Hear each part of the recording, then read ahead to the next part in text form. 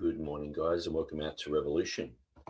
And so we are going to go through our final video on examining the annotations of Erasmus. Now, if you haven't watched the previous three videos, what I've been doing is I've been gathering a lot of information and content from the annotations of Erasmus. Now, what the annotations of Erasmus are, when Erasmus wrote about 1 John 5:7 in his Greek Latin diglot, he wrote some notes at the bottom of the page speaking about certain aspects about that verse. And so what happened in 1522, he put the Johannine into the text because he was convinced that it was a genuine reading in the Greek.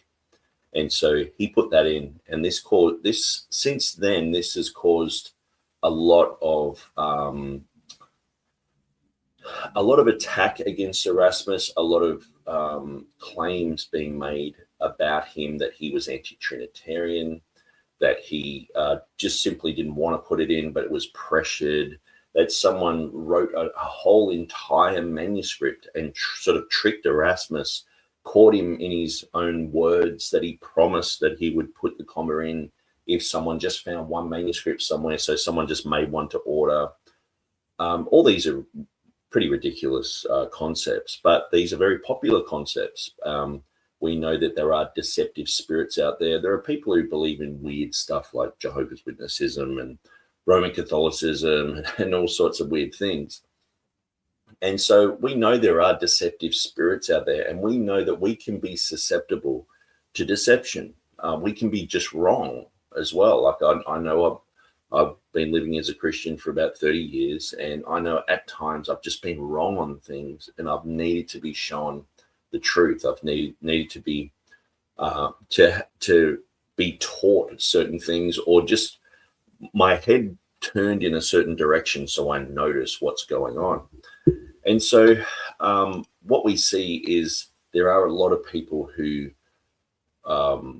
accuse Erasmus of all these type of things. But what we've been doing in these three videos, we've meticulously gone through and looked at these annotations. And it's quite a lengthy section in Erasmus's work. And so it's taken three long videos. But I sort of felt on the third video I had rushed sort of just to finish it. And what I've done is I've created a bit of a timeline. So we're going to go through some of the claims that have been made and also just tidy up some loose ends. And so this is going to be covering videos 1 to 3. What did Erasmus really believe? And we're looking at the manuscripts Erasmus actually examined, not the claims of modern text critics who say that he examined Codex Montfortianus, when clearly he didn't examine Codex Montfortianus. He examined a different manuscript called Codex Britannicus. And it's quite clever how instead of Codex Montfortianus being just another witness for the comma, it becomes the witness and then also an excuse when it actually departs from what Erasmus said. Well, he just made mistakes. And then when Erasmus elaborated about that manuscript later on and said, well, it actually also says these other things. Well, he not only just made mistakes, he actually was sort of doing a Joe Biden type of thing and was just bumbling around, like didn't really know what he's doing. He's got Alzheimer's, I guess, by that time. And I prefer to trust in world-leading experts. Now, there are people who know stuff. There are people who are experts in their field. And what I've realized over the years, I tend to go to world-leading experts, not people who claim they're experts, not just people who are popular, but people who actually do know their stuff. And so when you look throughout history, there are people like Jerome, there are people like Erasmus, people like Stephanus Beza, the King James translators. These are people who I would look at and usually instinctively trust what they're saying is probably true.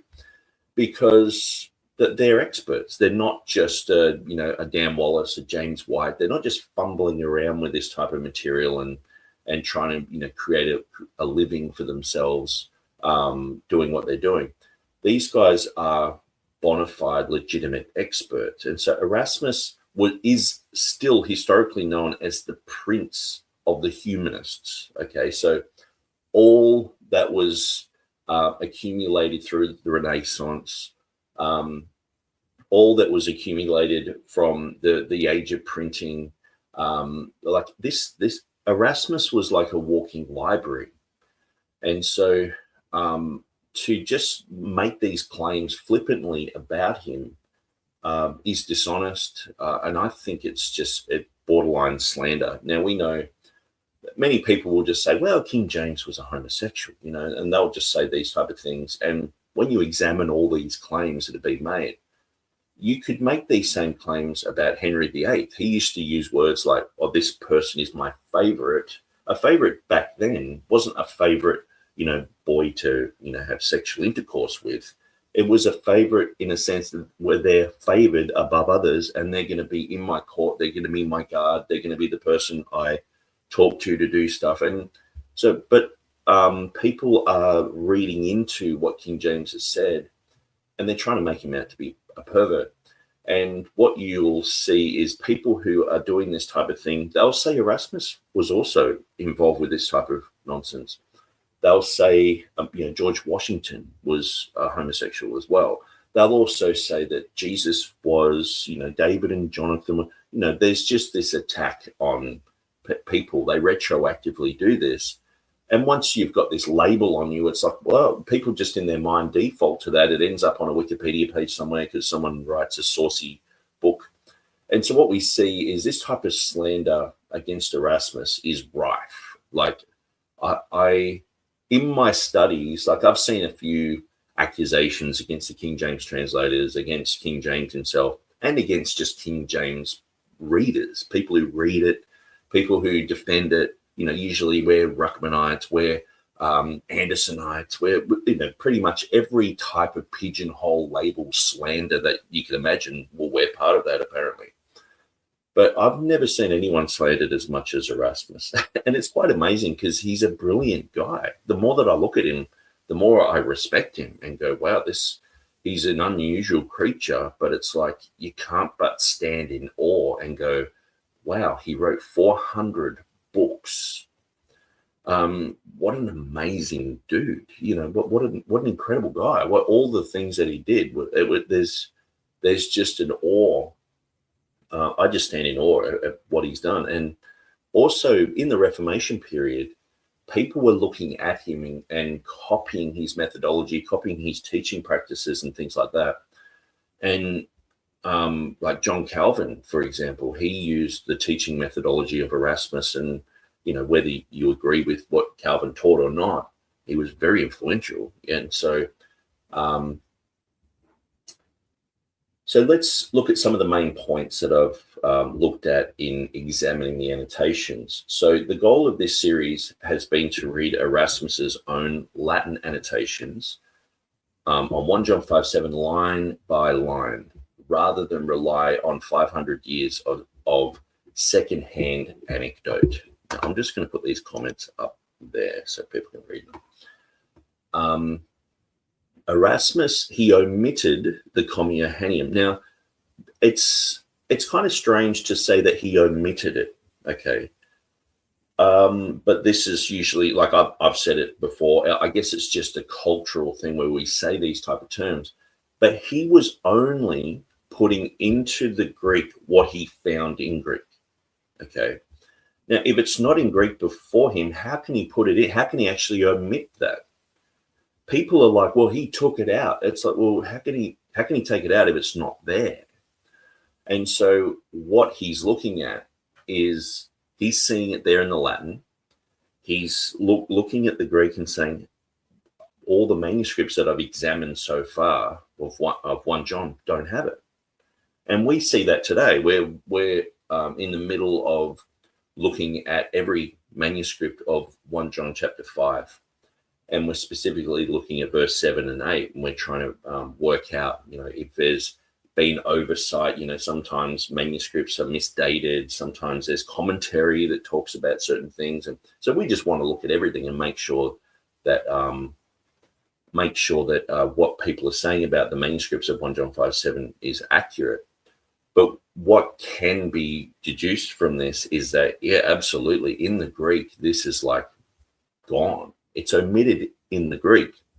Now, if Erasmus is compiling a Greek text, if you don't believe the lies about Erasmus, then you would simply go, okay, Erasmus, he had Greek texts before him, and he was examining 1 John 5:7, and it didn't have it. Now, if I was to go out today and try and do the same work that Erasmus did with the manuscripts that we have today, I would probably come to the same conclusions, except for, there's a handful, probably about 4, that do have 1 John 5:7 in it.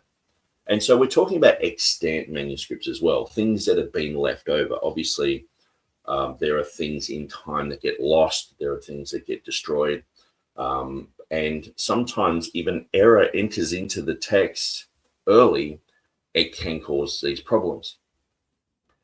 And so to say Erasmus omitted the comma is not really accurate. It's more so Erasmus was 100% faithful to give us exactly what he saw in the Greek.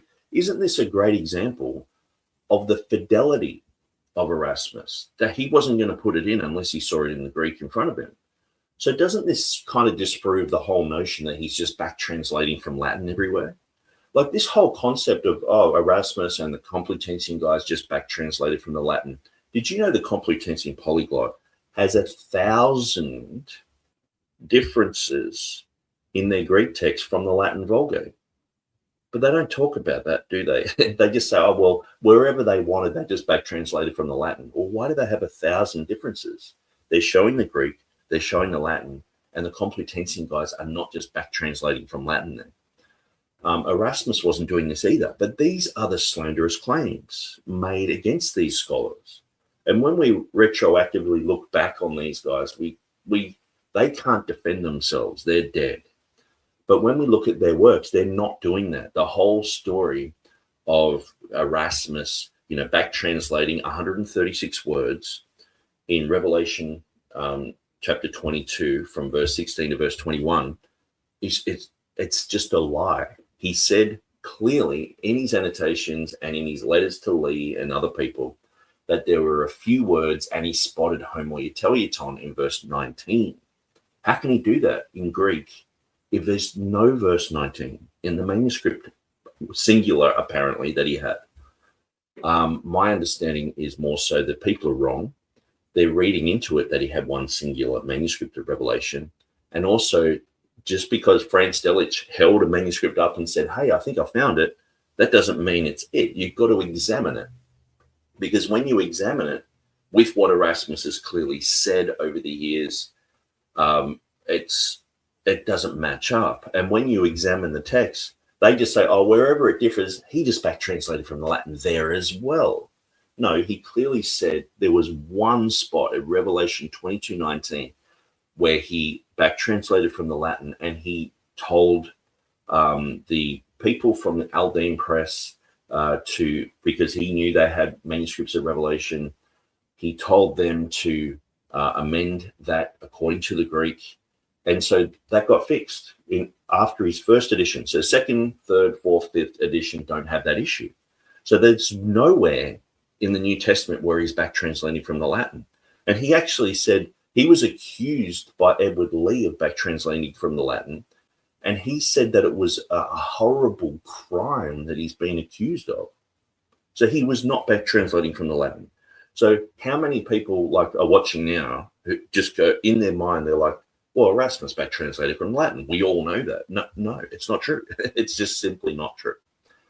And so Erasmus did not have the Comma Johannine in his first edition, 1516, and his second edition in 1519, not because he was anti-Trinitarian or hostile to the verse, but simply because it was rare in the Greek manuscripts that were available to him. Now, Erasmus had access to a lot of libraries, a lot of churches, a lot of monasteries. He was well famous for being the prince of the humanists, expert in Latin, expert in Greek.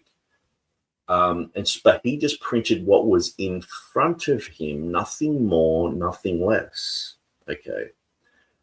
So Erasmus was personally a self-confessed Trinitarian. Okay. So he'd already written the Father, the Word, and the Spirit in his paraphrase edition a year before he added the comma in his Novum Instrumentum, showing that his personal belief, he didn't wait for the manuscript proof in Greek. He already believed that it was a genuine verse. That he grew up with the Latin Bible. It's in the Latin. 95% of the Latin have it, has this reading. And so he's like, okay, I'm doing this Greek project, but he's got a conviction that it's genuine. He's just trying to find it. So this changes the narrative, because so many people just want to make out that, Erasmus, well, he took it out because he was anti-Trinitarian and he I've listened to some people, even on the Texas Receptor side, sort of accuse Erasmus of this type of thing. So when manuscript evidence was presented to him, he included the verse in his third edition in 1522, and he expanded on his annotation dramatically in 1527 and 1535. Okay. So what we've been doing throughout this series is we've been debunking the popular anecdotes about Erasmus. He was threatened, forced to include it under pressure. There's absolutely zero documented threat that he was pressured like this. So Erasmus was openly and repeatedly attacking the papacy. So he wrote, he'd recently written a book about how the previously deceased Pope was in hell and what he's going to be afraid to, about the comma issue. And so, at the same time, he was well known for writing The Praise of Folly, which talked about the abuses of the clergy, of priests, of popes, and what this guy's just all of a sudden just going to be like, oh, I'm afraid, So the whole concept that he was threatened is absolutely ridiculous. The rash wager, Erasmus supposedly promised to include the verse if a manuscript turned up, and then was trapped by this manuscript turning up, and it was sort of made to order. But he promised, as if he would do that, as if he wouldn't just say, no, it's just rubbish, I'm not going to go with it. No, he saw it as a genuine manuscript with a genuine reading that was genuinely part of the scripture. And so this is just a legend. There's no solid evidence behind this. And it's just retrofitted onto Erasmus by people who dislike the comma and dislike Erasmus. So, he was rushing to print. He was running around like a chicken. He was careless. He's like a comic book figure sort of slipping on banana peels, running around the scriptorium. The Three Stooges scenario. But this is completely refuted by his output in the same years. We see, the full New Testament paraphrase in 1521. Like, he had time to do that. Like the complete works of Cyprian in 1520. He was completely able to do that. He had time to do that. So the continual careful revision of the annotations across the 1522, 1527, 1535 editions, he wasn't just copy and pasting stuff. He was going through and adding things thoughtfully, changing a little word here and there, and he was revising everything that he did. So he had time to do all that. So they just make out, oh, he was rushing, and this just seems to be a default. When they see something they don't like, it's like, well, he's rushing around. What a clown, sort of thing. this is just ad hominem attacks. And so, concepts like, he didn't believe John wrote Revelation. I've completely disproven that. James White will say this. Yeah, he didn't even believe John wrote Revelation, so he didn't care about the text. So he treated the book of Revelation, he was irreverent towards it. This is just another ad hominem attack. James White's specific claim that Erasmus also asked Paulus Bombasius about Codex Vaticanus before the 1516 and 1519 editions is another massive mistake. It's anachronistic. And what James White says is he left the comma out because Vaticanus lacked it. This is chronologically impossible. Bombasius's letter reporting on Vaticanus is dated, like he put the full date on it, 18th of June, 1521. So this is years after the first and second edition were already printed. And so this just shows that's just another anecdote, another weird thing that they can bring up in a debate and say, oh, look, yeah, Paulus Bombasius. Like, how many times have you heard Erasmus? James White say this about Erasmus? Dan Wallace and James White, they'll say, Dan Wallace will say, well, we had 5 manuscripts. And so the King James is based on 5 manuscripts. And then on the Ankerberg show, he said, Westcott and Hort based their texts on 2,000 manuscripts. Now we have 5,000. We're basing it on 5,000 manuscripts. And your head just spins around and vomits green, because you know that they only really have Vaticanus and Sinaiticus and a spattering of a few other little readings here and there in Ephraemi Rescriptus or Alexandrinus, but they mostly follow Vaticanus and Sinaiticus.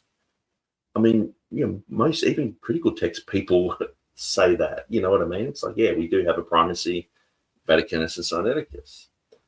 But then it's like, okay, Erasmus only used 5 or 6 manuscripts. And then James White might say on the Wretched program, or up to 20 manuscripts sort of thing.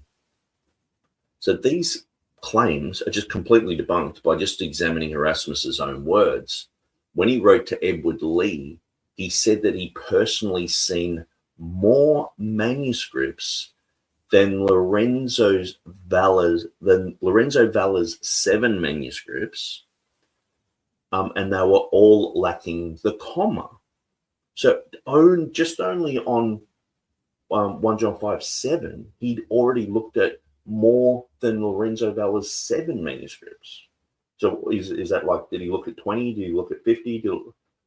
But it's way more than what James White and Dan Wallace are talking about, and that's just on the comma. Not for the Gospels, not for Acts, not for, you know what I mean? So where are these numbers coming from? Why are they constantly lying? Why can't they get their facts straight? It's because they don't want the pesky facts and numbers and stats and figures to get in the way of their lovely little story that they've made up. That Erasmus, he used 1 manuscript here, and I think he just back translated here. He just made this up, and all these stupid stories. And they compile, they get up, they're a big pile of manure. And so whenever they're debating, they just show you this pile of manure and say, hey, have a look at this. What a mess. Stay away from the Textus Receptus. And so, Erasmus documented manuscript access in this single verse alone that exceeds the low numbers usually cited for the whole entire New Testament. And so what does that show you? Why would you think that these scholars, experts, Wes Huff and Dan Wallace and James White, why would you think that these guys are experts if they're making these blunders, and some little bloke on the internet like me, some Aussie, can just read the facts and go, hang on, that's not true, and just expose them. Like these guys are so easy to expose. It's like these guys are just sort of the Faucis. They're the Faucis of the Bible world. They're just making up stuff. They're lying to your face. And so that they can't be trusted. Like, if you keep making mistakes like this, when does it get to the point where you're a bad scholar? At least admit that you've done something wrong. And so we also looked at the manuscript evidence. So we're looking at Codex Britannicus versus Codex Montfortianus. So Montfortianus is known as Gregory Alarm 61, or also it was formerly called Codex Dublinensis. And so we argued at length that these are actually two separate manuscripts, not the same document, contrary to the standard assumption on both the critical text side and much of the Textus Receptus King James side. Because I guess a lot of people are like, well, where do I start with the comma? So they start listening to James White and Dan Wallace, and then eventually this gets into them, and it's leaked out into the Textus Receptus community that people are not looking at the actual documents and comparing them. So that's what we've been doing. Textual differences are highlighted. Codex Britannicus, as quoted by Erasmus in his annotations, it omits the word holy before spirit. So when you're reading his annotations, he's like, okay, I've got this manuscript that has this reading, and he writes it all out in Greek. Now, it has the word holy missing there. It's not in Codex Montfortianus. The one they're saying is the one he used. So they just go, he just made mistakes. And it's like, okay. But then you look also, there is a definite article missing. And it's like, hang on. And what I've noticed too, in going through Elijah Hickson's 10 manuscripts that have a comma article, if it actually matches exactly the Comma Johanneum, they say it's a forgery. They say it's written after printing. But if it doesn't match up, Erasmus is just making mistakes and all this type of thing. Like, they've just got an excuse for everything. You're sort of damned if you do and damned if you don't. If it matches exactly, it's a forgery. If it doesn't match exactly, Erasmus made a mistake. And then people go, well, it doesn't match exactly all the way through history, like quotations, like someone on the fly, they're writing about something and they're saying, just like the Father, the Word, Spirit, they mightn't put definite articles there. That can't be included as a quotation of the comma. And it's like, hang on. The whole Bible has textual variants. Wouldn't this show more so that this is an organic reading? And people were writing it how, like, if I say John 3:16, I might half quote it. I mightn't say, for God so loved the world. I might just say, God so loved the world. I might leave bits out. That just proves it's more organic. And it's all been organically quoted rather than just, someone retroactively going back and changing manuscripts and trying to squeeze a reading in. But you're sort of damned if you do, damned if you don't. But Codex Montfortianus, which I believe is a completely separate witness. I don't think Erasmus ever saw this document. It was dated by Adam Clarke to the 12th century. So he was no friend of the comma, but he said it was probably 12th century, potentially an independent witness Erasmus never actually used. So it's another witness. That's my claim. I would really like people to debunk that, or, I'll debate anyone on that. I'll debate anyone on any one of these topics, okay?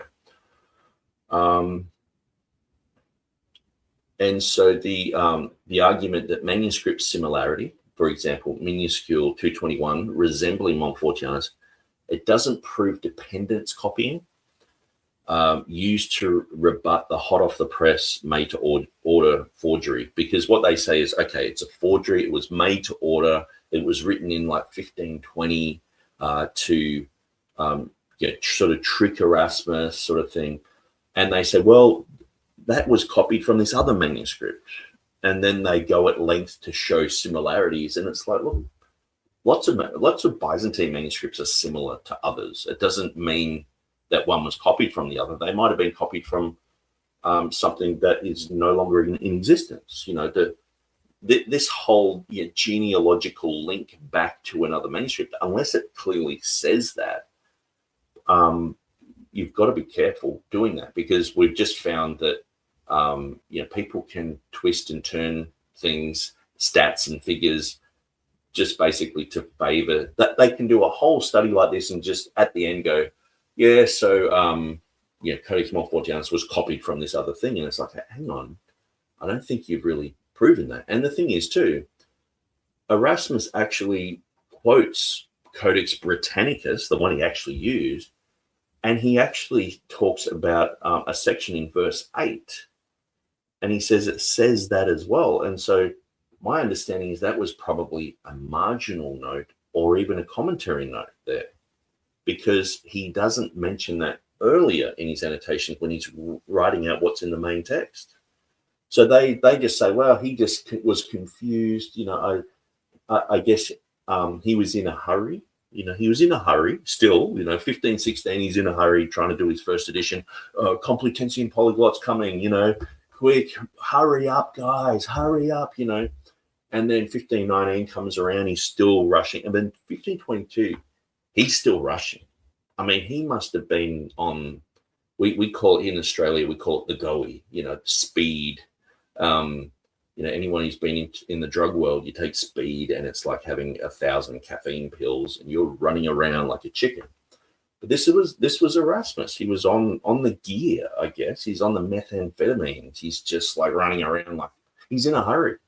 This is the excuse. Instead of just taking him at his word that this is what the manuscript said. But because they've made this elaborate story, well, we've got this manuscript that someone made to order. And then we've got this story that goes along with it, that Erasmus was sort of tricked into this and pressured. And it's like, I promised that I would put this manuscript in. And, I guess I have to keep my word and just ruin the whole entire work by just doing this. This type of ridiculousness. But then he's actually commenting on verse 8. And they say, well, he's just making that up. like world-leading scholar, just making it up, just in a hurry and just forgot, I guess. I guess he, the banana peel, he just slipped on a banana peel, hit his head. Or by then he was like, Hitler in his last days, just shaking in Alzheimer's and stuff. And it's like, he just forgot, That's the respect that's paid to Erasmus in his 1522. I mean, he died in 1536. He still did another 2 editions. How was he able to do those 2 editions with the impediments that he has with his mental faculties? He can't. He's just adding things here and there willy-nilly, just putting in whole things like this manuscript from Britain says this thing, and he's writing it all out in Greek. Like, imagine going to that length. Yeah, I mean, he must have just, I guess the methamphetamines were kicking in, and he's got withdrawals. He's there shaking, slipping on banana peels as well, and rushing, so he's all over the place, and maybe just constant nosebleeds from all the stuff he's shoving up his nose. And then, I know my story is ridiculous, but it's like, that's how I see these anecdotes about Erasmus. These are ridiculous stories. So we also looked at Codex, the Rhodian Codex, Codex Rhodiensis. And so one thing that I've pointed out through my videos, when I was first having a cursory look at Erasmus's stuff, believing that the Rhodes Codex did contain the comma, that Stunica, who had worked on the Complutensian Polyglot Bible, he was writing back and forth. Him and Erasmus had a pretty decent chat about some of these Bible issues. And it has been mistakenly thought that Stunica mentioned the Rhodes Codex having the comma. But on examination, Stunica doesn't say that. Okay, it's very clear that he doesn't say that. He says it in the verse before that he's talking about. I think it's 1 John chapter 3 or something like that. And then it's like 1 John 5:13 or 5:20 or something. He mentions Rhodes Codex there. But when in the section on 1 John 5:7, he doesn't mention the Rhodes Codex. So Erasmus picked up on this and basically said that Stunica did not bring up the Rhodes Codex when talking about 1 John 5:7. So here you have the 2 guys, the main guy who used the Rhodes Codex. He he doesn't mention it. Erasmus is saying he didn't mention it. And so I think that sort of closes the case, because I thought it was mentioned just simply because it's all in Latin in the page. Up the top, it has the Rhodes Codex. Down the bottom of the page, it has the Rhodes Codex. But the section on the comma is in the middle, and it doesn't talk about the Rhodes Codex. So I think over the years, scholars have just had a cursory look like I did. Grantley MacDonald made the same mistake in raising the Ghost of Arius. There's been a few people throughout history who have made that mistake. I mean, I would just say it's just a genuine mistake that people can make. And so, so we looked at that as well. So, and so, yeah, it's actually talking about chapter 5, verse 13 with the Rhodes Codex. So, but even, Grantley MacDonald, other people, historians, they've made the same mistake. And so I did a whole video on I was wrong, had the fonts there saying I was wrong, sort of thing. So I think we put that one to bed. Now, the Complutensian Polyglot, the printed New Testament volume in January 1514, it wasn't released until the 22nd of March 1520.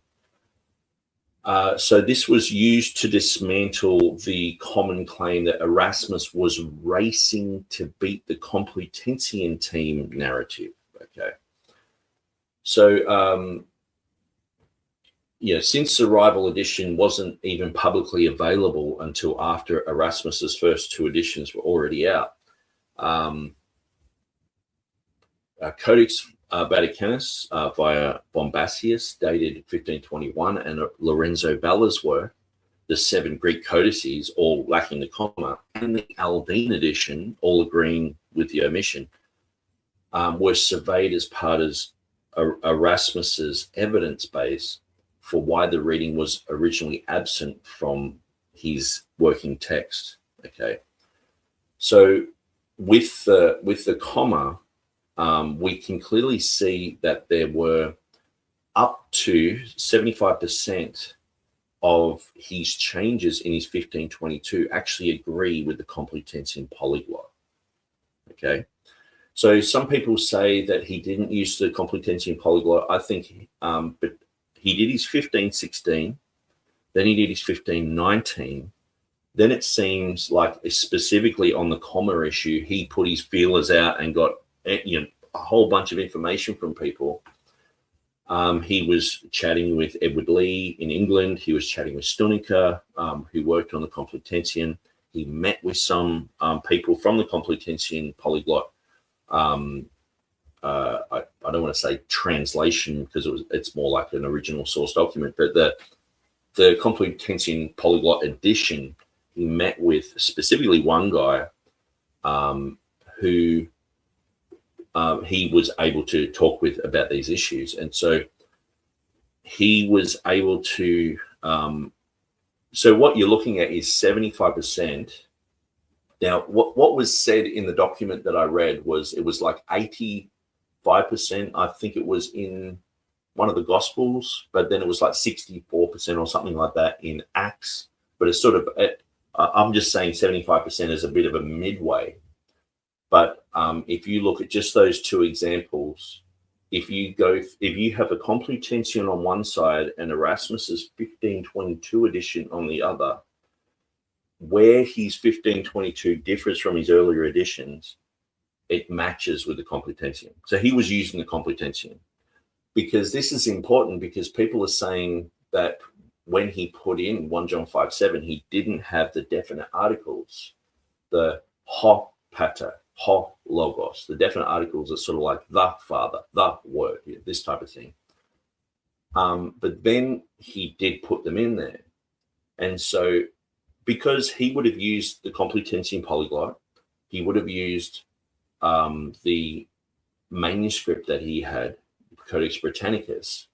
And so he was trying to be as faithful as possible to these. And so what we see in his later marginal notes is he clearly talks about Codex Britannicus having a certain reading in verse 8, but we'll get to that. Okay. And so an early Latin manuscript already containing the comma is cited as evidence for the Latin comma tradition that predates and is independent of any later corruption narrative. So what we see is the comma, what we have the comma in a manuscript that is dated to 546. Now that comma is in the prologue of Jerome. Okay. Now it is said that the Greek has come from a different type of manuscript, and so they wanted to put the prologues of Jerome in there. Sorry, I said the Greek. The main text, I should really say, in that document came from something else, and so that's why it doesn't have the comma in there. It's not like they've just gone, okay, well, we're just going to omit it or take it out. What they had in front of them was omitted, but they put Jerome's prologue in there. Now, Jerome's prologue, we'll look at the patristic and historical evidence. His prologue to the general epistles around the year 400 is treated as the single most important piece of evidence that Erasmus has. Okay, so Jerome states that unfaithful translators are removing the Father, the Word, and the Spirit, leaving only the water, blood, and Spirit. And so this is in many manuscripts. Okay, so then he implies that the Trinitarian reading, that this reading, the Father, Word, and Spirit, is the strongest Trinitarian reading in the Bible. He says unfaithful scribes, unfaithful people who don't like the Trinity are removing this. So inadvertently, he's saying it's in the Greek in 400. Unfaithful translators aren't bringing it across into Latin faithfully. And so he's exposing them in his prologue. So this is huge. And this is the biggest thing that Erasmus is saying here. So out of everything, he's overriding, people with scraps of material or manuscript evidence here and there, 1,000 years later. Here we have a window into this time frame. Like if we could get into the DeLorean, Back to the Future sort of thing, go back in time and say to Jerome, hey, in the future, there are going to be, complaints by, Jehovah's Witnesses, Muslims, lots of different groups are going to hate this verse. Unitarians. We're also looking at it. It has infected even just general mainstream Christianity. They're like, oh, we don't know if this verse should be in there or not. And so imagine we could talk Jerome into like having a Trinitarian Bible Society like track in there about 1 John 5:7. And we said, hey, show us your manuscripts that you're using, Jerome. And he showed, and it had the comma all in it. And it's like, look, people need to know this. They need to know that when they're translating into Latin, they're leaving this out, and that it is in the Greek. And so he writes a whole, prologue saying, hey, the Father, Word, and Spirit is unfaithful. Translators aren't translating this properly. It's in the Greek. When they bring it over to the Latin, they're leaving it out because they hate the Trinity. And sure, you would think surely that would be enough. So it's almost like every Latin Bible that has the prologue of Jerome, which is a lot, okay, it's like a Trinitarian Bible Society tract has been slipped into the Latin Bibles.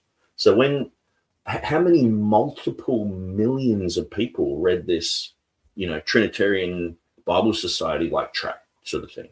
How many multiple millions of Christians, how many pastors, how many other translators, how many people saw this and went, hey, Jerome is clearly saying it's in the Greek in 400.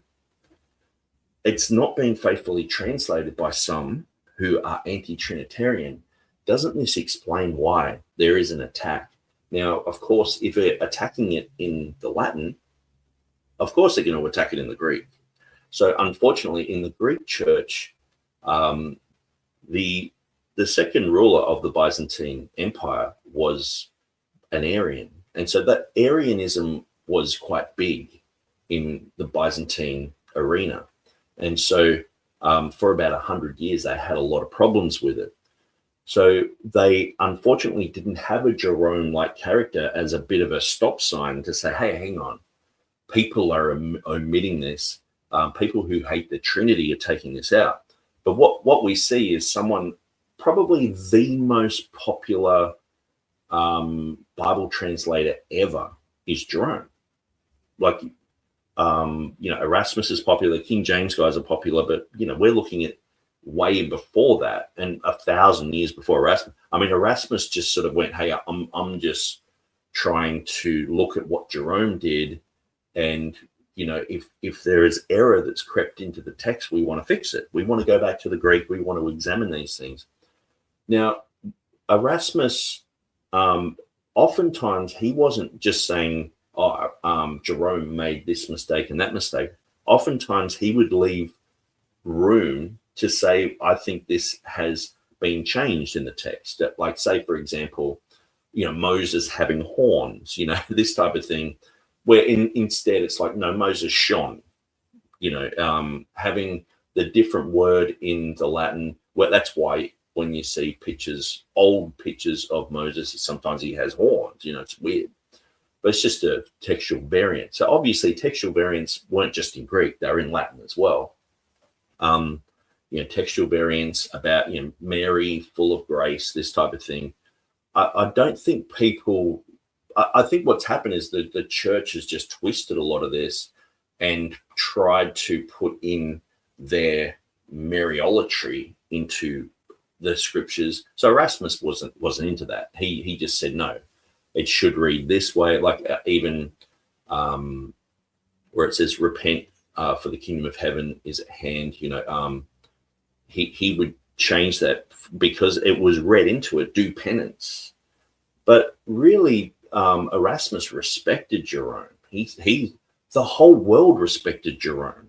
Like, whether you were a Protestant in the Reformation period or a Roman Catholic, you looked at Jerome and, you saluted him and said, yeah, man, good work. And it lasted for 1,000 years,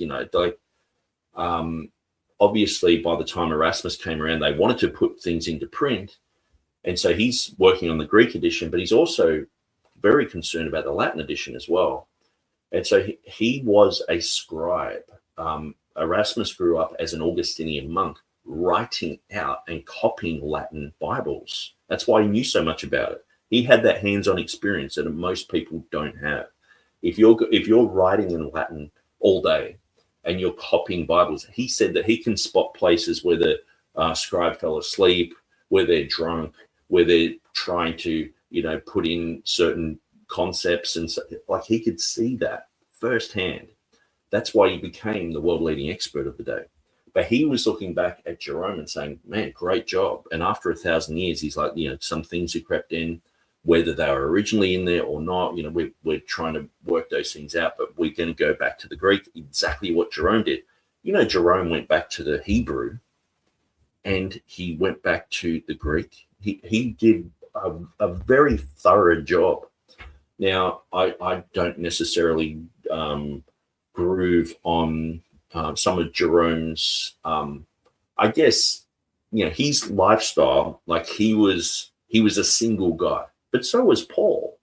Paul was a single guy, and he said it's better to be single than to be married. If you're married, you're concerned about the things of this world. But if you're single, you can focus just on these things. And so Jerome went, okay, well, I'm going to live as like a hermit in the desert. I'm just going to work on these Bible things. And people who had surrounded him, oftentimes they were committed to be virgins their whole life, this type of thing.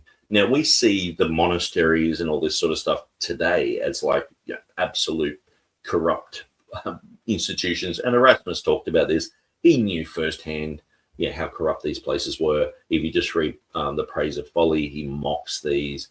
And Erasmus had a lot to do with later Henry VIII, with the disillusionment of the monasteries, because there was so much corruption in these that Henry VIII just basically shut down 800 monasteries in England. It was huge.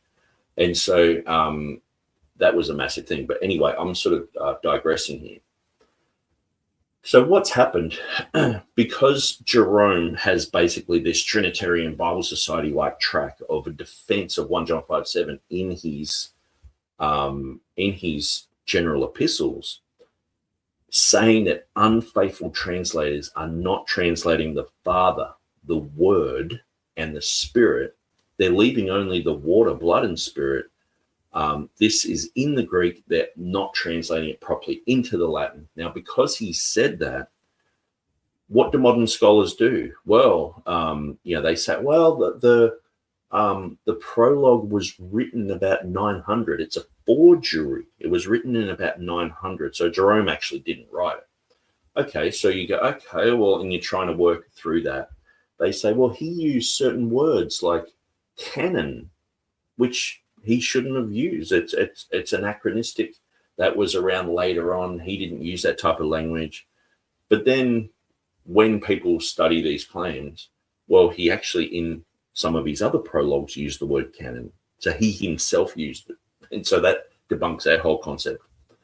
And then it's like, okay, well, what about the 9th century concept? That's pretty late. So then Codex Valdensis has been found, or has been re-examined, really.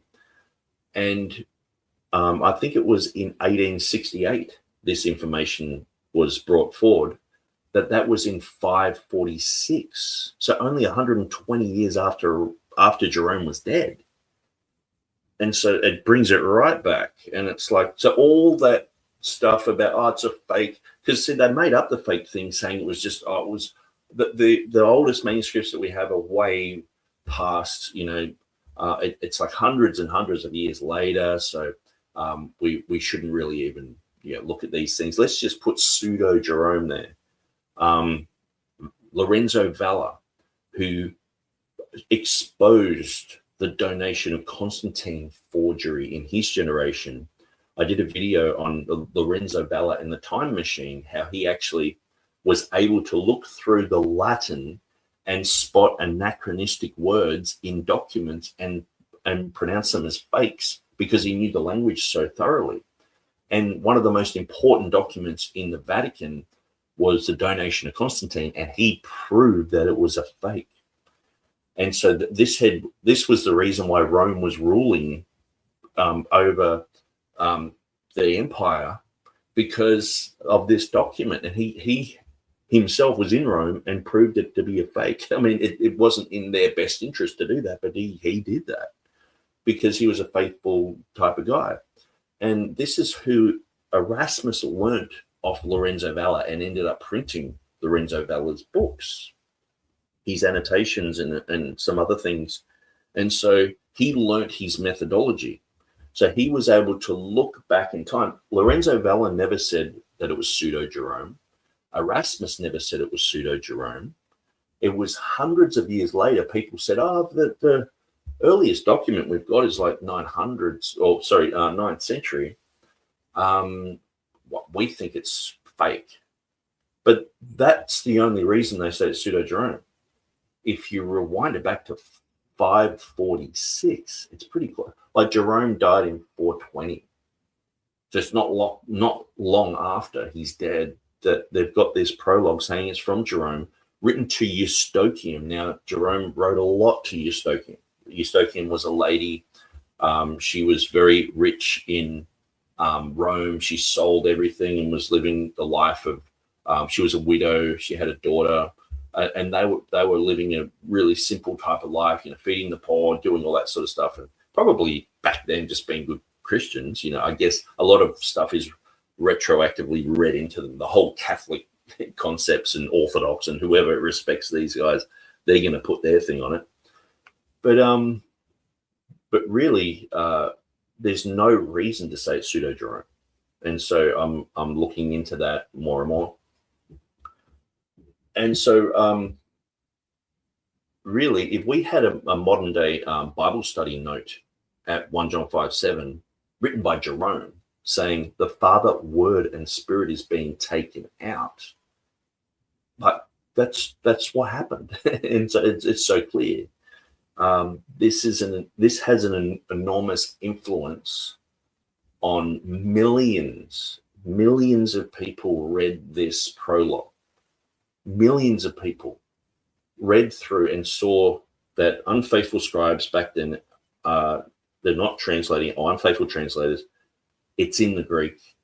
Case closed. They've read it. Jerome is probably the #1 translator ever, and he said it.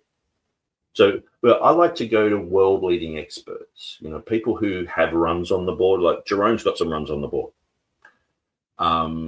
And if you can't prove it's a fake, if it's been completely disproven, like if people have said in the past, this is fake, and then it's been disproven, well, why keep running with that? I mean, you just believe that it's Jerome. It's so much simpler to believe it's actually Jerome. And so what you've got to understand is 95% of the Latin manuscripts that have 1 John in it have the comma Johannine in it, okay? So not only does it have that, but it has a preface to 7 general letters. And so starting at James, 1 Peter, 2 Peter, 1 John, 2 John, 3 John, and Jude. So at the beginning of those 7 letters, it talks about at length. Now, I might just quickly read it. I'll just grab this, because the weight of this, I think in this generation, we've lost the whole concept of the weight of and gravity of this. This is why so many people were quoting the comma back then. We see it in Greek, we see it in Latin, because it was there. Okay. Jerome's prologue, 1 John, 1 Jerome's prologue, here we go. 1 John 5:7. Let's read it. Okay.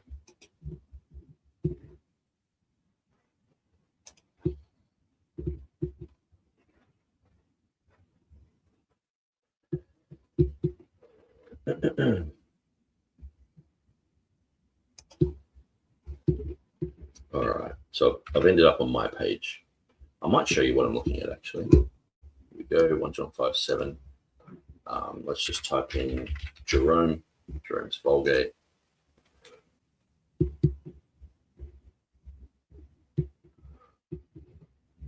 Okay, so he says, these epistles I have restored to their proper order, which, if arranged agreeably to the original text and faithfully interpreted in Latin diction, so from the Greek into the Latin, that's what he was doing, would neither cause perplexity to the readers, nor would the various readings contradict themselves, especially, so, this is highlighted. This is the worst place that he's seen where there's problems, especially in that place where we read the unity of the Trinity.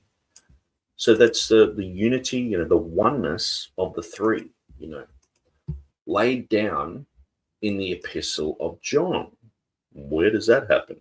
If you don't have the comma, it doesn't appear. But it says, in this I found translators widely deviating from the truth, who set down in their own editions the names only of the 3 witnesses, that is, the water, blood, and spirit, but omit the testimony of the Father, the Word, and the Holy Spirit, by which, above all places, the divinity of the Father, Son, and the Holy Spirit is proved to be one. Okay, so he's saying they're leaving behind the 3 earthly witnesses. They're omitting the Father, Word, and the Spirit. This is written in about 400. And he's saying that they are getting rid of the unity of the Trinity. He's saying on the original text, it's in the Greek. And he's saying this is the testimony, the Father, Word, and Spirit. Above all places, the divinity of the Father, Son, the Holy Spirit is proved to be one. So above all, this is the best verse for the Trinity, he's saying. So doesn't that just sort of explain everything to you? like this has been sitting there, but like anyone can look this up on the internet. This has been sitting there for all to see, but they just want to say, no, this is pseudo Jerome. So a bit like when Bart Ehrman says, hey, Second Peter is not part of the Bible because he was an illiterate fisherman, and I know that because that's the consensus or whatever.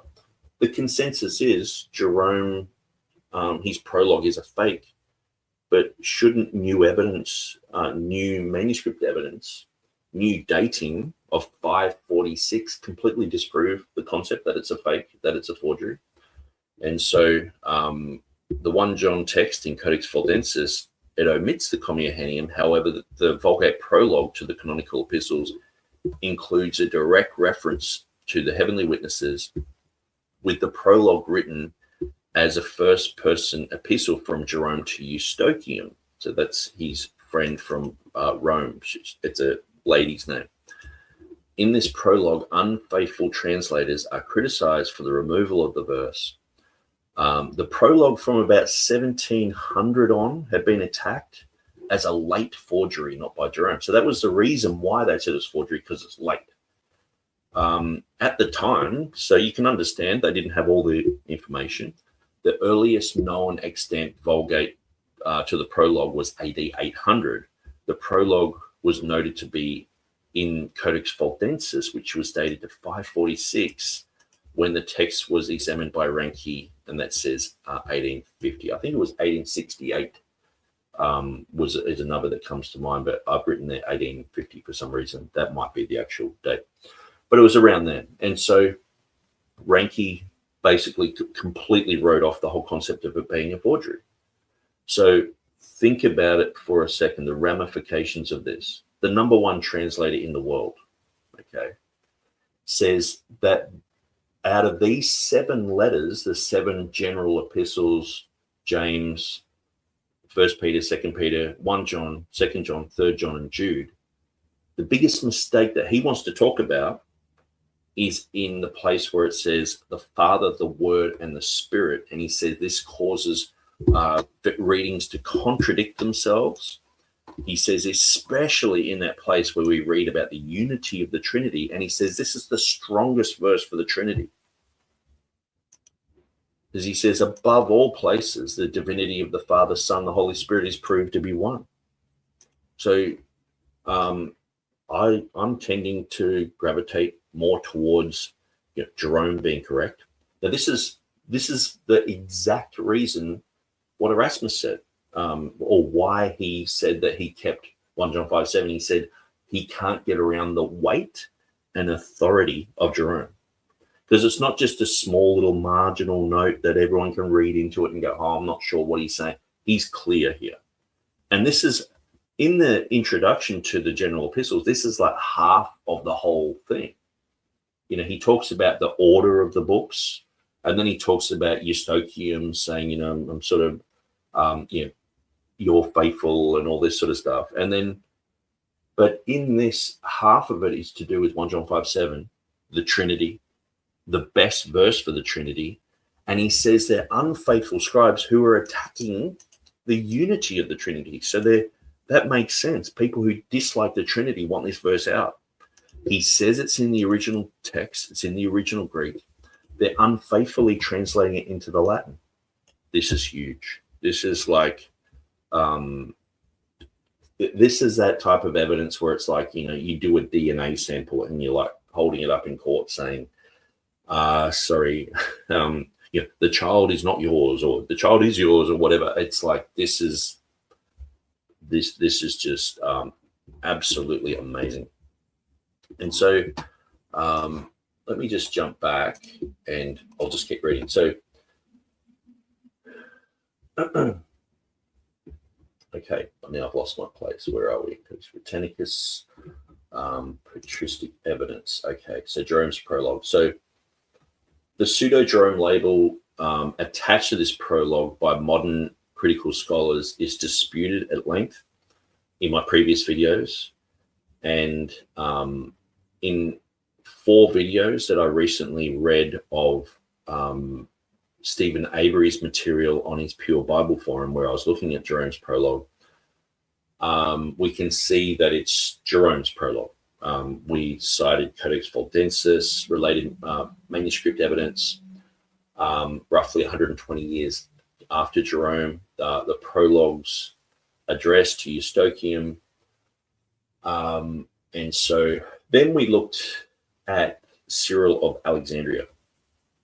So he quotes 1 John 5:8, the Spirit, the water, and the blood, without the Father, Word, and Spirit, against Nestorius. But Erasmus cites a passage from Cyril's Thesaurus, book 14, that appears to reflect the Trinitarian reading, used as evidence that an Orthodox anti-Trinitarian 5th century writer was aware of or sympathetic to the reading. Okay, so that's interesting. Augustine never directly quotes the full comma, but in Against Maximus argues that the Spirit, water, and blood can be allegorically referred to as the Father, Son, and Spirit. So Erasmus's argument was that if Augustine's manuscripts had contained the comma, he would have certainly have used it, sort of like as a knockout against the Arians. So Augustine's text likely, lacked it, but it sort of came remarkably close to the same doctrine anyway, which is weird in itself. And then he looked at Bede. So he looked at these three church fathers. So with Bede, his commentary does not comment on the comma directly, but a manuscript at the Franciscan Library at Antwerp has a marginal note. The Father, the Word, and the Spirit are added by what Erasmus calls a rather recent hand, meaning someone later wanted the phrase preserved where it was lacked. So there are some things that I have said that I would look up and I would, do homework on. Obviously, because of time restraints, I can't do absolutely everything like that. But these are just things that later on in my life, and a day, a week, a year, I'll get around to it. I actually saw one time an actual round to it. It was a round thing that it's like a fridge magnet, and it just said, "This is a to it," and it said, "Now you've got a round to it. You can complete what you've wanted to do." And I'm like, I'll get around to it. So people were giving other people like, "He's around to it. Now you've got around to it." But so basically we see Cyril, Augustine, and Bede. Okay, so the Bede quote, I'm not 100% settled of whether when he's talking about having the Father, Word, and Spirit in a marginal note, whether that's actually talking about Bede. We had Heffern Jones basically say that he thinks it's talking about Bede and his manuscript, but it's a marginal note there, where I'm like, well, I'm not sure about that. I think it's maybe he's talking about manuscript evidence. He went to a library, Franciscan library in Antwerp, and he saw this marginal note. I don't think necessarily he's talking about Bede there, but I've just got to work that out. So Aquinas, so Thomas Aquinas is cited. So via Erasmus's annotation and Grantley MacDonald's footnotes, suggesting Arians deliberately added these three are one at the end of verse 8 to soften it into agreement of testimony rather than unity of essence. And so this edition was consequently stripped from many Latin manuscripts, which the presenter connects to Codex Britannicus's own omission of that specific phrase. So Stonica his reply to Erasmus argues the Greek manuscripts of Erasmus' day were themselves corrupted, while the Latin tradition, translated very early, even Romans was probably done in about 60 AD, and they would have wanted the other Greek letters translated into Latin. So the Latin Bible is very early. And so Stonica was saying that the Latin preserves the reading. But we see in Jerome's time, he's saying the Greek does have it. It's unfaithful translators are not putting it into the Latin. So we see it fell out of like 5% of the Latin manuscripts. but then we see it was attacked in Greek. Okay. So what should I say about these three? Cyril of Alexandria, Augustine, and Bede. So basically, Cyril of Alexandria, we went through his material. Now, I'm not going to dig all this up again, but what we see is Erasmus quoted these guys according to what he knew at the time. Now, say with Augustine, we found quotes of the Father, the Word, and the Spirit in his work now. And so what Erasmus knew at the time was he was saying these three guys don't mention it. That's according to the information that he had. Now we've found other manuscripts with that type of wording in it, Father, Word, Spirit. And so we can't make these exact claims anymore. But what I think Erasmus was doing at this time was sort of saying, if people are going to accuse him of being anti-Trinitarian, here are three guys who are considered like fathers of the church sort of thing. And they're known historically in Erasmus's day as not quoting it. Are you going to say that they're anti-Trinitarian too? Sort of thing. I'm pretty sure that's the whole argument that he's making there, which is very clever and very smart. But then later on, we find, in today's world, we look back and go, oh, actually, they did quote it. So, but, Erasmus was just dealing with the information he didn't have the internet. He didn't have access to absolutely everything, but he actually did have access to things that we don't have access to today. But there were also things that we have access to today that he didn't have access to. And so that's one of those issues there. So in the previous videos, there's a parallel drawn between the 4th century unfaithful translators, Jerome mentioned this, and the modern critical text translations, the ESV, the NIV, omitting the verse. And so there is an anti-Trinitarian editorial tendency, like, Westcott and Hort, they collaborated with Unitarian George Van Smith, like a Jehovah's Witness type of figure. Bible Society figures like Ezra Abbott, we looked at that.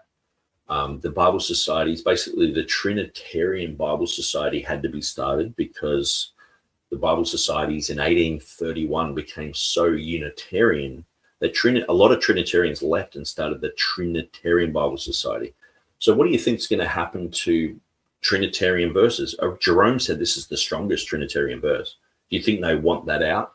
Do you think they're going to start promoting these type of concepts that, hey, we shouldn't have this verse in there. This verse is a fake. This verse shouldn't, so by the time Westcott and Hort comes around, they're working with Unitarians. They just drop this verse out, and scholars are just poisoned in that generation to go, hey, it needs to be dropped out. Like Dean John William Burgon, we looked at him. He was saying that there's not much evidence for it. Scribner, he was saying, it needs to be omitted. And so I just look at these guys and go, well, you guys are just simply wrong. People who have, Burgon had enough bullets to come against Westcott and Hort and their concepts, but he was no Textus Receptus guy, so Stephanus, Beza, Erasmus, they had, in my estimation, a better understanding of the issues. When we look at what the Westcott and Hort era, they were poisoned against the comma, because if they had believed Jerome's prologue was genuine, that's huge, because these guys are all involved with, looking at manuscripts, looking at translations, commenting on it. So to have like the biggest figure to turn around and say, hey, Father, Word, and Spirit is being omitted unfaithfully, trying to destroy the Trinity. It should be in there. It's in the Greek. It should be in Latin, but people are taking it out in certain places. And this is the biggest issue in these 7 letters. That's a big thing. If you think that's a fake, well, you don't go to that evidence. But now it's been thoroughly proven that that was true. Codex Valdensis should have tipped the scales for these guys. But unfortunately, these guys weren't like Erasmus, Stephanus, Beza. They had enough bullets to come against Westcott and Hort, but they were not of that caliber.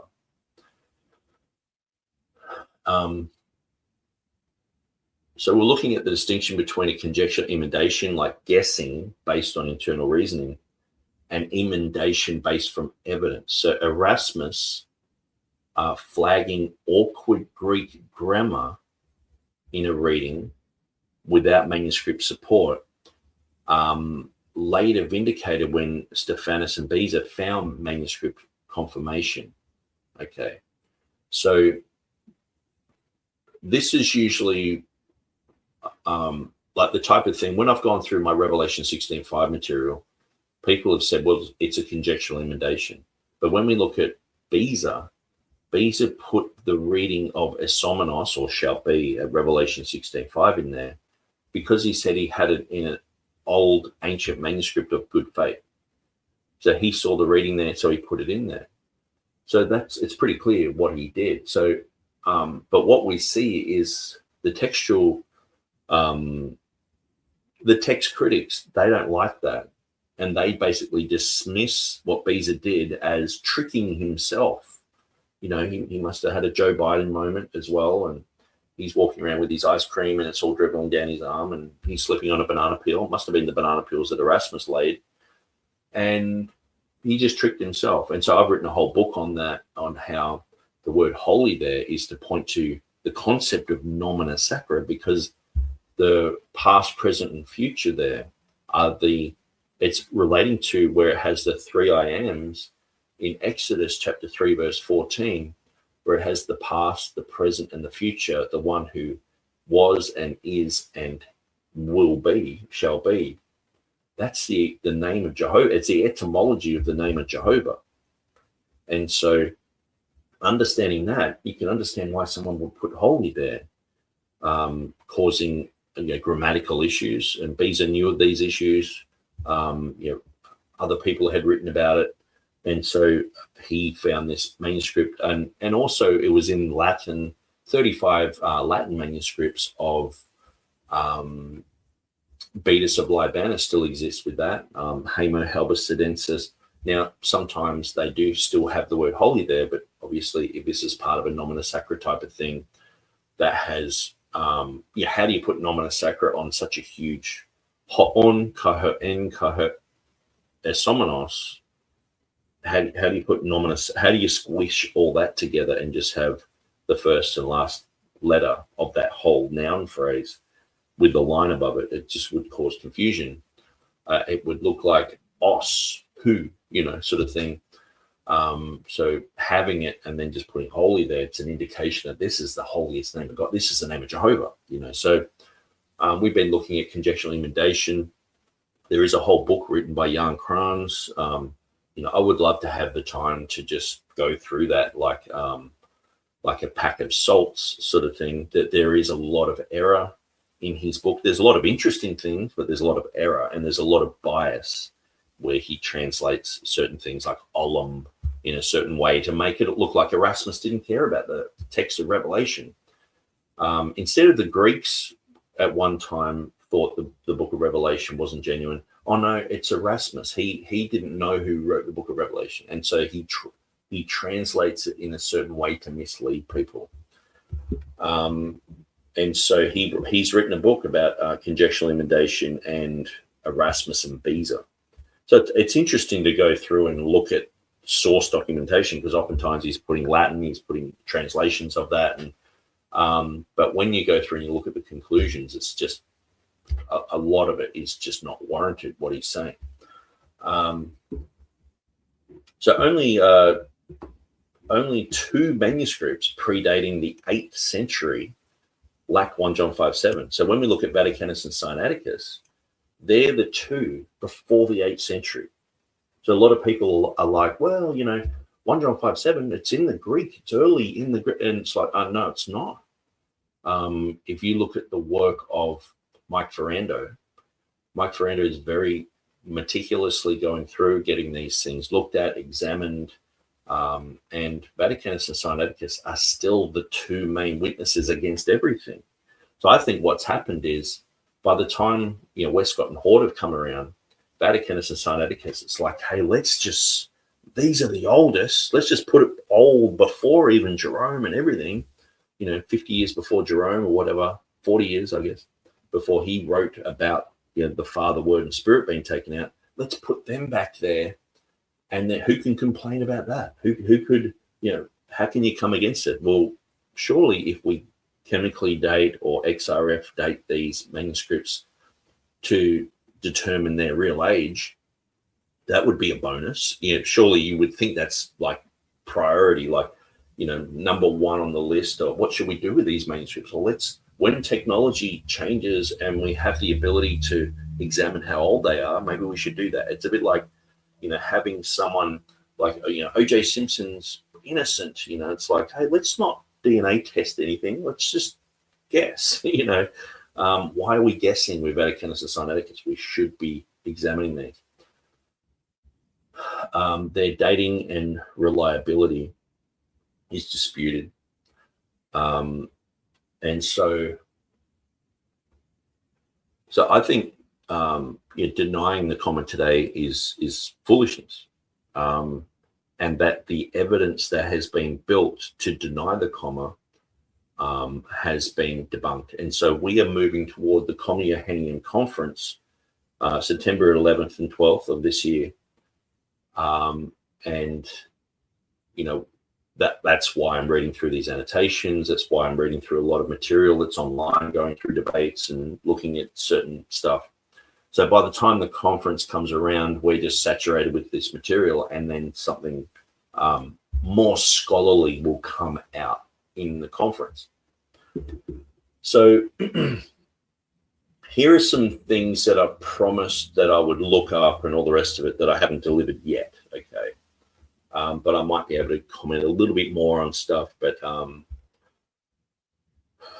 so, I've said I'll get back to this. These are just loose ends, okay? So the whole Codex Britannicus and Codex Montfortianus, now I have put them side by side on my website, but there was that section in verse 8 where I haven't put them side by side, where Erasmus quotes that Codex Britannicus has this other reading that seems to contradict what he said earlier. But when you understand that in the Latin word study, the whole concept of having added or included, I talked about that in one of the videos, I think it was my last video, where having it added there, this is most likely to be a variation or a marginal gloss or something that's written in a commentary about the text. And so it's not just, Erasmus didn't know what he was doing and slipped on a banana peel sort of thing. So, I promise at the end of like nearly every video that I'll do that. Get Codex Britannicus, Codex Montfortianus, examine them exactly side by side. And so this wasn't really completed on screen. And so that's something that I've got to do. So the Latin word study, added verses included. And so in my last video, I talked about that, examining how Erasmus uses this specific Latin term elsewhere in his writings when discussing textual variation. So to settle exactly what he meant when describing how the comma entered into the text, explicitly, the last thing that I said before signing off, this was the thing that I was going to do, and I haven't done it. I've been a busy boy. I've been working 6 days a week, long days. And so, full footnote by footnote comparison across these translations. So Grantley MacDonald's versus, ChatGPT's translation versus Erica Rummel's rendering. I proposed this early in video number 1. So I haven't done a systematic examination of those three. So that's something else I've got to do. Now, I want to settle the Bede Antwerp manuscript ambiguity. So a live disagreement with Heffen. So it was unresolved, but does Erasmus remark about the marginal note to Bede's own commentary text or a separate manuscript that has the Father, Word, and Spirit in a latter hand? So is that just a manuscript that Erasmus has found with that reading? And also, what does the word latter mean? It doesn't mean the original text was written and then 100 years later someone wrote it on the top, or 500 years later, or was it just the week before, Erasmus's friend wrote it in there, and so also I need to go through Stephen Avery's material, because Stephen Avery, as far as I'm aware, he doesn't believe that Codex Britannicus and Codex Montfortianus are separate documents. And so I'll go through Avery's website and look at that. Grantley MacDonald's claim that the 1522 comma reading was adapted from Montfortianus, not from the Complutensian edition. So I claim that this was something I can easily debunk, and I would show why. But I didn't go through point by point rebuttal of this, because I think what we've seen is, when we read the article about the Complutensian polyglot having roughly around 75% influence on the changes that Erasmus made in his 1522 edition, this just showed that it wasn't just this whole issue of Codex Montfortianus. And so, but it's something that I've got to go through. And I did start to go through some of the material on Montfortianus, reading through Raising the Ghost of Arius, but that's another thing left undone. But it's going to be one of those things where firstly, I don't believe that Codex Montfortianus is the one that Erasmus used. It's a separate witness to the comma. So then when I'm reading someone do a whole study on Codex Montfortianus and how it's copied from some other manuscript, like I think it's GA62 or something like that, it's like, okay, what are we trying to prove here? But it's like going through a whole bunch of technical material on something that I don't even think is relevant anyway, and debunking it. And it's like, man, that would just bore you guys to tears. It's sort of, just thinking about it's boring me to tears, but it's like, okay, well, we have to understand these arguments. And so another thing that I said I'll do, a full comparison of the 1516, 1519, 22, 27, and 35 annotations side by side, so we can look at the chronology of exactly what was added and what was subtracted in these annotations. And so that way we can do a clean, like, side by side chronology and go, okay, this is what he said in 1516, then moved to 1519.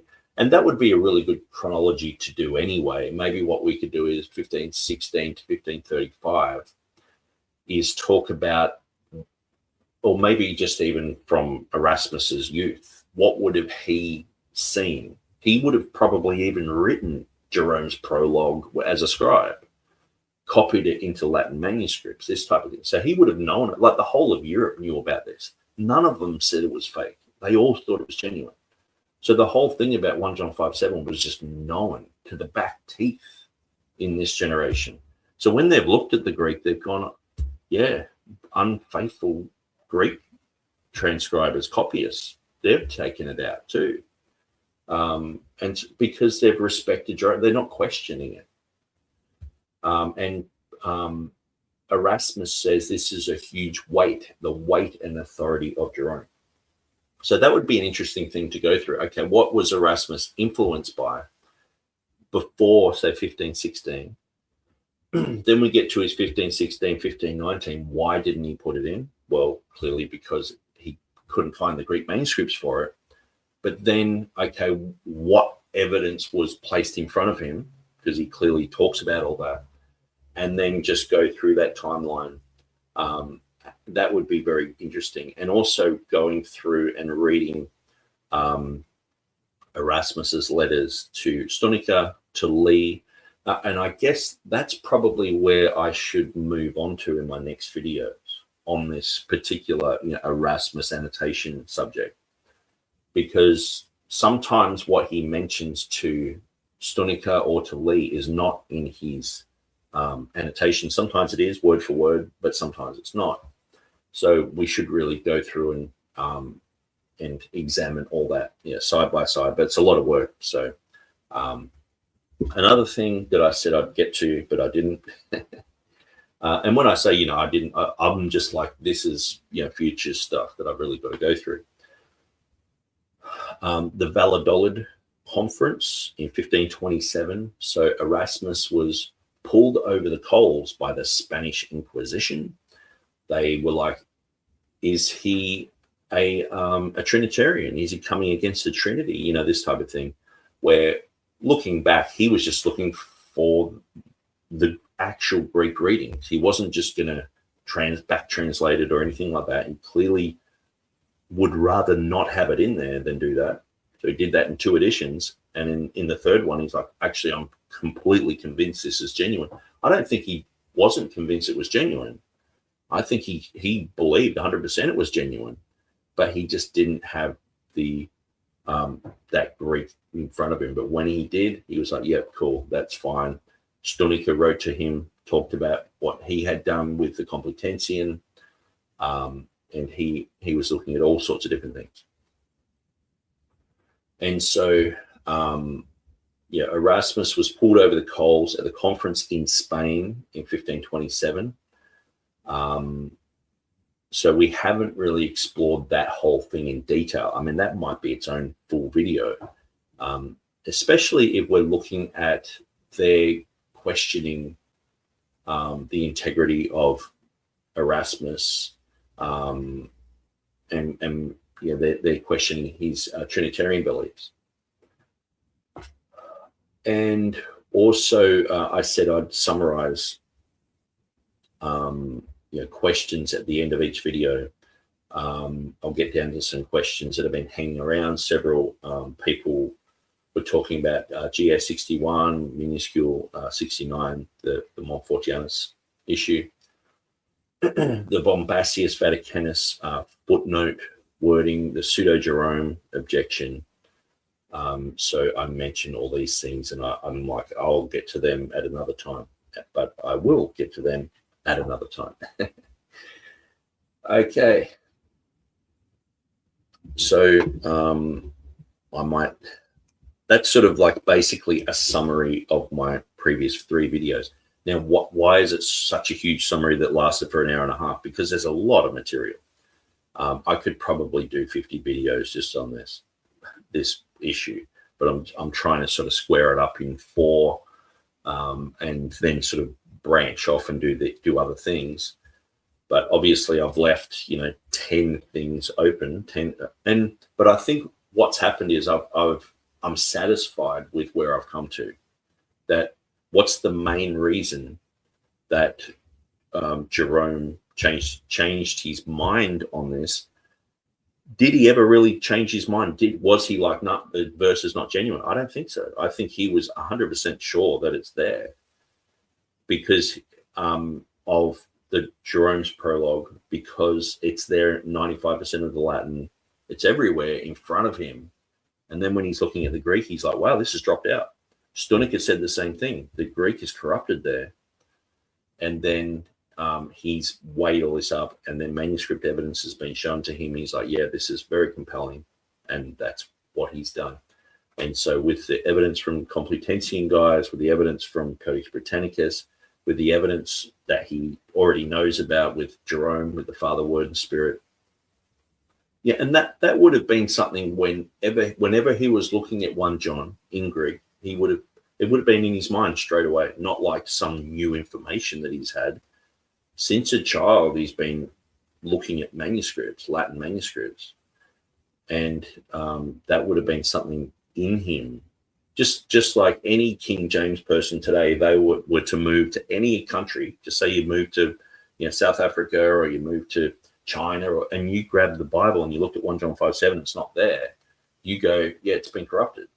That's exactly what his mentality was, because he believed Jerome. So that sort of changes things from, he didn't like the Trinity, and he just didn't have it in front of him because of corruption. Okay, so I'm going to go through some of these comments, and then we're just going to go through and continue on with this video. So I know the comments have been appearing down here, but I do want to read them. Helga's in the house. Boulders Alliance says, many critical text scholars today would have you believe that Erasmus was a little backwater Catholic priest who had only access to a small handful of manuscripts to write the Textus Receptus. Yeah, I listen to pretty much everything that comes out online about the Textus Receptus. I do go through and I listen to it, and just the stories that people talk about, and sometimes specifically about 1 John 5:7, it's quite amazing what people say. It's just rubbish. Tribe with Fire says, greetings all. Right, you can't omit what you don't have. Yeah, so people are like, Erasmus omitted it from the text. No, Erasmus was only including what was in front of him. He was a faithful transcriber. And so if I gave you a Chinese document and you had to copy it, and you left some things out, well, if it's not in the one that I gave you, are you actually omitting it? Donna Powers says, Nick, I want to say again, thank you so much for your diligence and correctly dividing God's word. No worries, Donna Powers. And Donna says, do you plan to make the KJV also the Old Testament? I recently purchased the KJV 2023 and would like to also have the Old Testament. Yes, I have done the Psalms and Proverbs, but I haven't got them in print yet because I just want to make sure there's no errors in it. I am in the process of going through and doing a revision of the New Testament. There are some things in the printed one that I've got at the moment that are kind of a little bit awkward, but it's very accurate. So I wanted to make it as accurate as possible, but also as readable as possible. So say even 1 John 5:7, instead of for there are 3 that bear record in heaven, I would have because there are 3 that bear record in heaven. The because they're tended to help people understand that we're talking about a flow from the verse before or from the context before that. So even, many verses have 4 there. So, but I've realized that it's not that.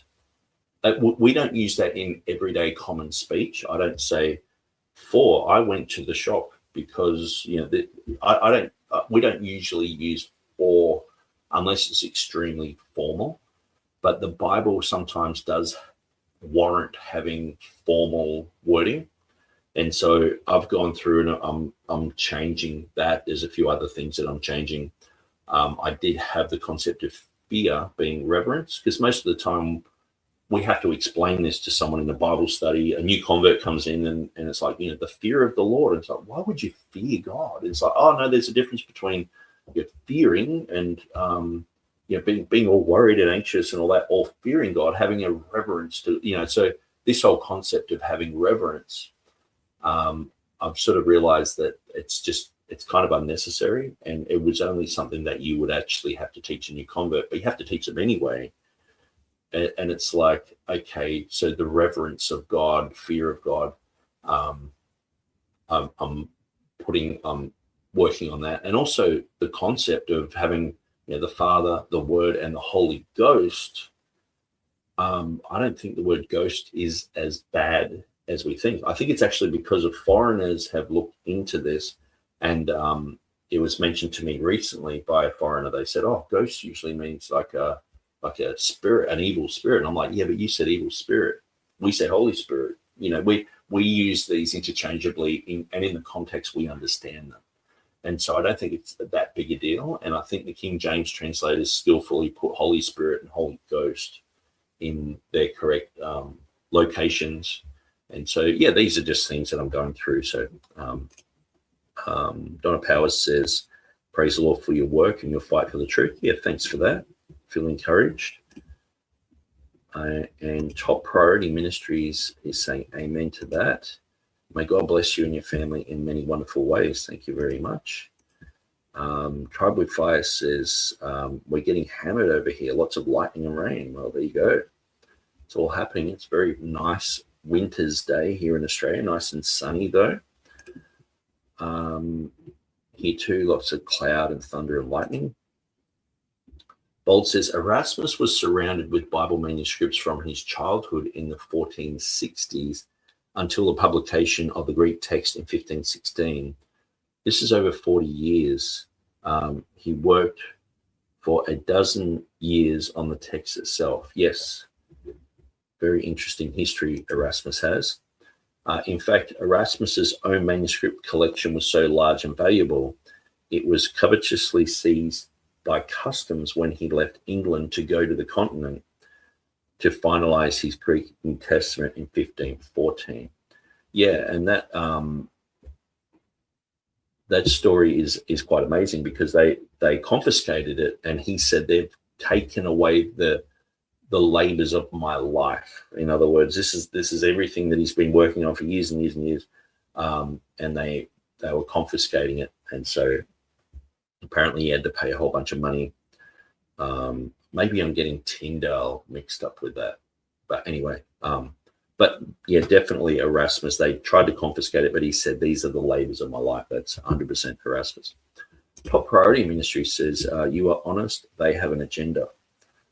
Yeah, I do find, one of the things is I'm sort of realizing that some of the people who are in the majority text Byzantine priority camp, they are actually just believing the scholarship of critical text people, but not believing their text. You know what I mean? It's like, oh, you've got good scholarship. So they could believe what Metzger says about a whole bunch of things. And it's like, you shouldn't believe that either. It's not just the text. It's the methodologies behind it. It's the demonization of everything to do with TR and King James and all the rest of it.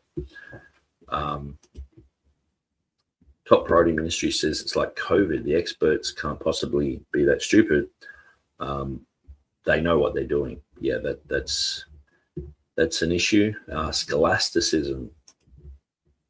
Boulders Alliance says critics often assert that Erasmus did not have the manuscripts we have today. In fact, he had access to every reading currently extant and rejected those matching the Catholic Vulgate, NIV, HCSB. And Tribe with Fire says, I recently heard someone say Erasmus was the last person to have read every book ever written. Tribe with Fire says, I mean, he was known as the world's greatest humanist, which would give some credence to what he said, to what was said. Boulders Alliance says, he for sure was a letter writer and received many letters from people from all over. Bold says, manuscripts which Erasmus owned or had seen himself, he gathered readings from the whole of Europe through his broad friendships. He noted, I have a room full of letters from men of learning. And James Sheffield is in the house. Tribe Fire says, even during Erasmus's lifetime, his international fame and intellectual dominance were unparalleled to all others, earning him the title Prince of the Humanists. Secular people say that. They say he's brilliant. I mean, they've got like the Erasmus School in Europe. It's huge, and people like respect Erasmus as an amazing guy just for all the other things he did, let alone the Bible. But it's the text critics who are like, oh, Erasmus was an idiot, you know, he slipped on a banana peel, and you know. Everyday Man of God Ministries is in the house. Good to see you. Nice logo. Yeah, the ChatGPT I just threw that in there and it just made this. I was like, hey, good job. You and Me says, my name is Nehemiah, by the way, and I should probably change my handle. Okay, so you and me. So as far as I know you and me, because it says you and me, I don't know who you are at all. And I don't know if I know you elsewhere, but Kev Capson says, hi, everyone. James Sheffield says, while Erasmus and Luther discussed the comma of John, the final consensus of the magisterial reformers was it was original to the Apostle John. Yes. But, Unitarians get involved and then a few heretics here and there. And it's like, oh, well, we don't know anymore. The consensus has changed. And it's like, well, what if the consensus is like heretical? Just don't go with the consensus. You and me says, I feel that sometimes I've been married for over 20 years. I feel that sometimes. Okay. Erasmus and Luther also debated free will. And I, for one, believe Erasmus was spot on the issue. Yeah, I'm in agreement with that too. The bondage of the will, interesting. You and me says, well, if determinism is actually true, there would literally be no way to rationally, impartially confirm that it's actually true. It's self-refuting. You and me says, I feel like with all Nick's recent live streams on 1 John 5:7, by the time the conference comes around, I'll be able to enlighten a few of the speakers on a few points. Well, so that's what I'm worried about is we'll get to the bottom of a whole bunch of stuff. And, some people, I don't expect people to watch a 5-hour video, but it's like we're covering stuff and we're exposing stuff. It's like, man, it's pretty good. And, hopefully, some of the guys aren't there like, yes, well, Codex Montfortianus, this and that, and, and just saying old information. But, I don't expect everyone to jump on my page either. But, it'll be interesting. And I guess too, after the conference, maybe we can have all the participants like jump on to a live stream or something, and we can all just have a big banter for a few hours. Tribe of Fire says, Nehemiah, I used to see you on Brian Ross's live streams. I was very surprised to hear him step down recently, and I agree 100%. It's self-refuting. I didn't know he stepped down. Why? He made a short statement stating that he just needs time to rest and be with his wife before returning. Okay. From the channel Grace Life Bible. Okay. And so, he did some really good streams on the King James Version, the history of the English Bible, and some good ones on why B and Aleph are corrupt. The statement was sudden and given only 2 weeks ago. Nobody expected it. Maybe he'll be able to make the Comma conference now. I don't know. That was one of the reasons why he contacted me before he made the announcement and said, no, he's making some big announcements and stuff, and he won't be able to do the conference. So I'm pretty sure that was the reason. And so, but I think he's been a pastor for like 22 years. I don't think there should be any real shame, like just on this issue, of a pastor just going, hey, I need a break for a couple of years. Because I would hate to be a pastor in this generation, because what happens is a lot of people think a pastor is like someone that like you click your fingers and the pastor runs around for you, So a lot of pastors have this authority thing where it's like, you come to me, you're going to get some pretty full on information sort of thing.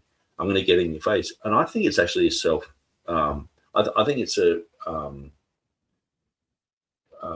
like self-defense, because so many people have the wrong idea of a pastor. A pastor is to serve you, yes, but to go, okay, you've got a relationship with God. You work it out. Like imagine, someone knocking on my door and saying, hey, pastor, I'm struggling with this. It's like, well, pray, read your Bible. You work it out for yourself. They'd leave. You know what I mean? And so many people you tread on eggshells around people. When I say I would hate to be a pastor, actually, I would love to be a true pastor, a pastor of people who actually are into it, not just people who just want to have good programs and good Sunday school stuff and good stuff for the kids and all this sort of stuff. Yeah, that's all great. But it's like, what about just, hey, the pastor just gets up, preaches, And you should work out, what's this whole thing of relying on this one person? And, I'm not seeing that in scripture. Everyone like knocking on Paul's door at midnight and saying, Paul, I'm having bad thoughts. So pray, read the Bible, like it's pretty basic. Like, but if you do that, people are offended. And so anyway, I can understand. I can understand why people would step down. But the thing is, there shouldn't be any problem with him going, and I'm not saying there's a big problem here, but there shouldn't be a problem with anyone who's been serving in ministry for a while. Like if you're a missionary, you usually go and you're a missionary for a while and then you come back and have a rest, Some people don't need that. They don't want it. They're fine as they are. But some people come back for a year, fully rest, and then go back. That it probably should be like a thing that, pastors after like 10 years, they can have a year off. You know what I mean? Like, but anyway, I'm hoping everything's good with him as well. Following Truth LJ, I had a good chat with Heffen about that manuscript and his argument that it was bead. I see his argument. I can't agree with it. I still think it's a Greek manuscript of 1 John 5:7. Okay, so very interesting.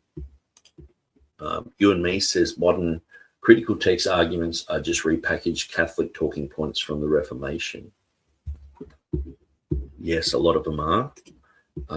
By the way, how about SPX excommunication? I saw a video about it that said it's hard to not be a little bit Protestant. So I'm not sure about that one. And so I've been saying that for nearly 20 years now, Brother Nehemiah. Sadly, though, modern evangelicals do not have the Holy Ghost given discernment needed to see the relation. You and Me says, tried, and they were all thoroughly refuted by the reformers, yet they still get hauled out like the issue hasn't been answered. Tribe with Fire says that one, SSPX, came as a surprise to me too. It has the potential to send huge shockwaves through Roman Catholicism. So I'm not sure who that is. I definitely agree. It's much bigger than most Catholics want to admit. I don't think huge shockwaves is an understatement. That sounds about like the potential. People are really tired of the modernism and the progressivism in the church. Bold says, I'm kind of sort of back. And so I'll just skip a few of these, just saying hello, etc. Greetings. And I might skip over just that Catholic issue. And that's about it. So let's continue on with the stream. So as you can see, I've got the comments. They just pop up on the side there. So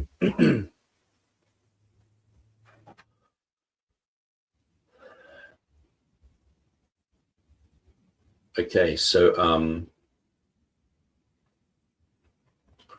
let's look at some of these issues. So Britannicus, Montfortianus side by side,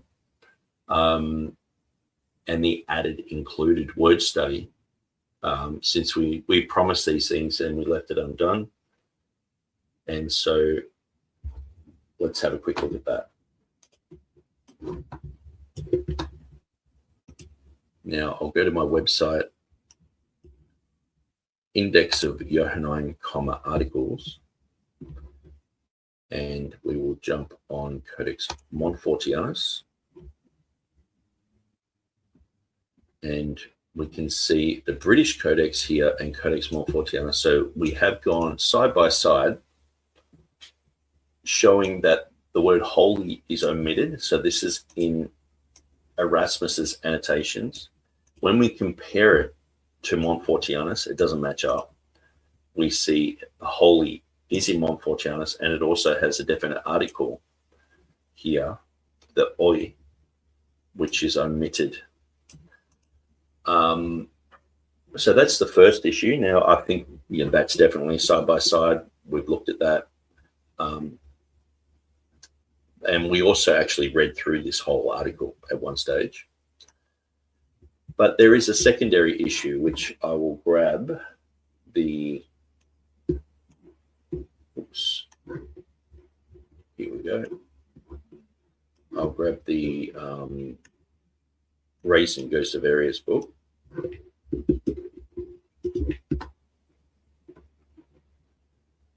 I'll jump down to the annotations of Erasmus.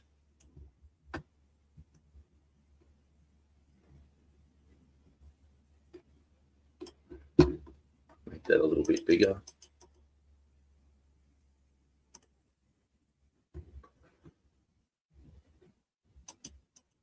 Okay.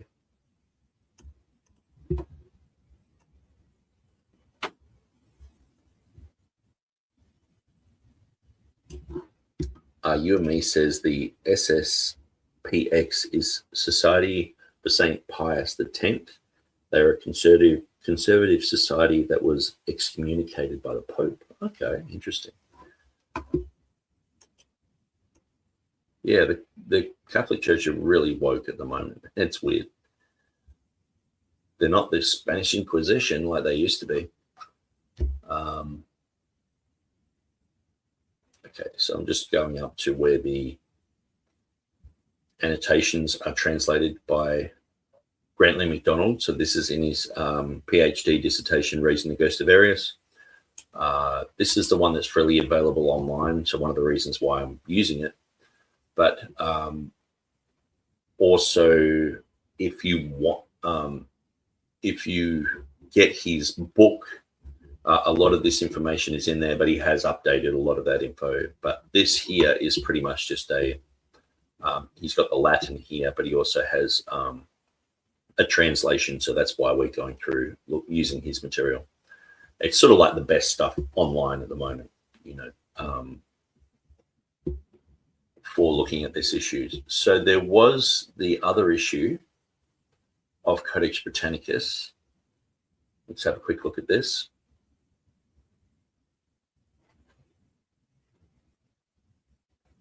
Okay, so this here, it says, lastly, where the British Codex added, and it has kai or tres, eis to en esse, also to the earthly witnesses, this phrase is not added in the Spanish edition, at least not here.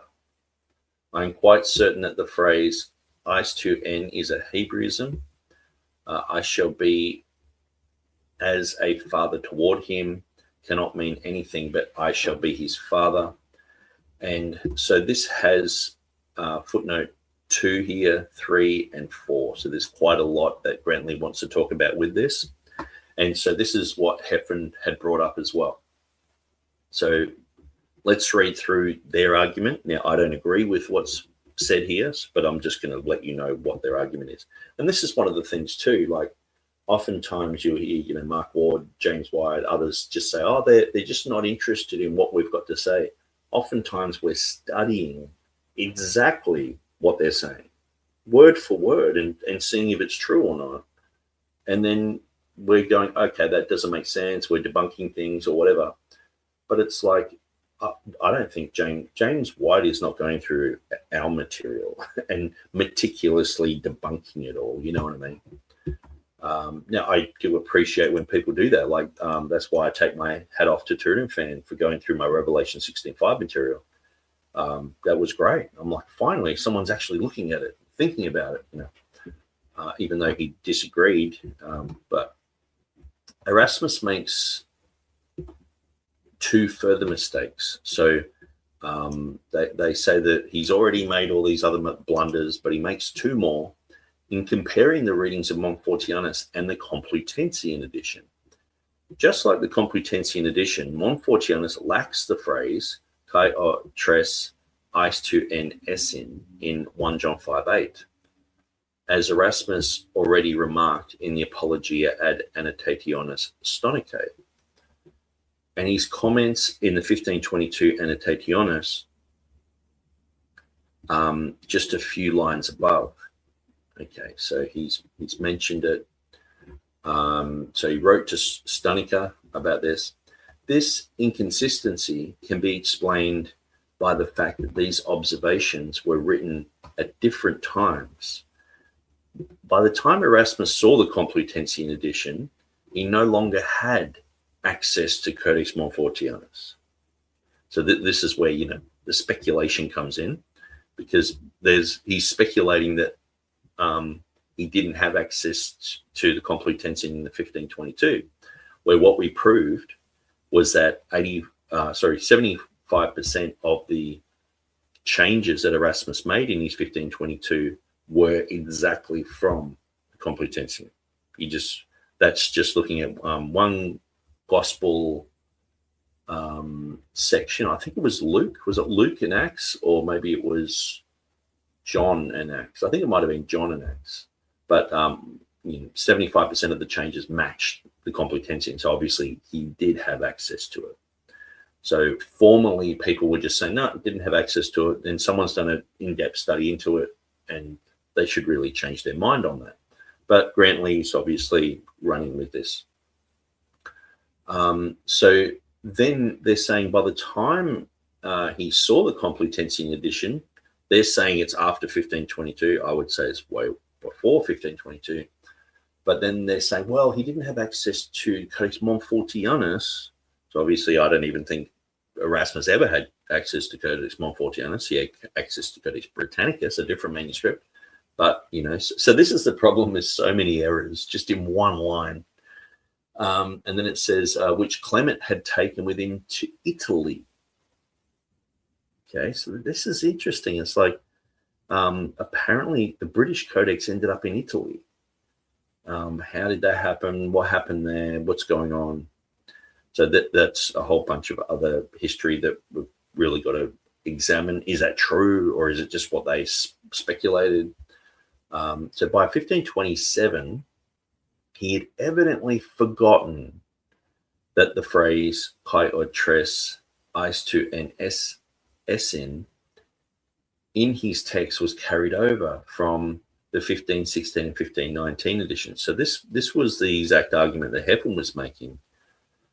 But at the end of the day, I can clearly show you that it comes from the Complutensian and also from the British Codex. And so this should not be taken as evidence that Montfortianus and the Codex Britannicus are different manuscripts, only as proof that even Erasmus sometimes made mistakes. So he just put in this whole section in there, but just by mistake. Whoops. I just wrote a story about how I just walked to the shop and back, but I never did. I guess I was on the mushies. Erasmus seemed to suggest, so this is footnote 3, that the reading in Montfortianus, which contains this apparent Hebraism, looks more trustworthy than that in the Complutensian edition, which lacks it. Okay. So he's saying it's a Hebraism. So by saying it's a Hebraism, he's saying it's a genuine reading. And so this is one of the things, if you can spot interesting Hebrew Hebraisms or idioms and things like that are in the Hebrew language in Greek writing, that's a good indication that it's a genuine reading, isn't it? Rather than just something made up later, or with the influence of Latin or influence of another language or something like that. So basically, what's being said here is, so he's talking about the Complutensian polyglot, saying that's what it reads in the Complutensian. Then he's saying about the British Codex having certain readings. And then it says where the British Codex added this. And so what we were looking at last time is that word for added is a word that oftentimes is used to explain a variant reading. So one of the things is this reading here, now maybe what I'll do, I'll copy this into I'll copy this into a notepad. I think that'll be the best thing to do. I'll just throw the notepad up here.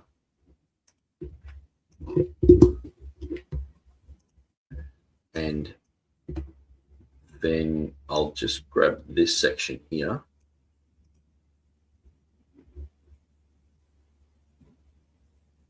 Let's grab that. And let's throw that into our notepad, or it goes before that. So, and then we're going to jump up a little bit.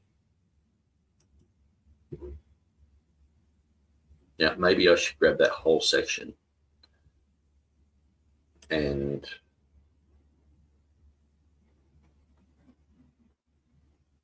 interesting.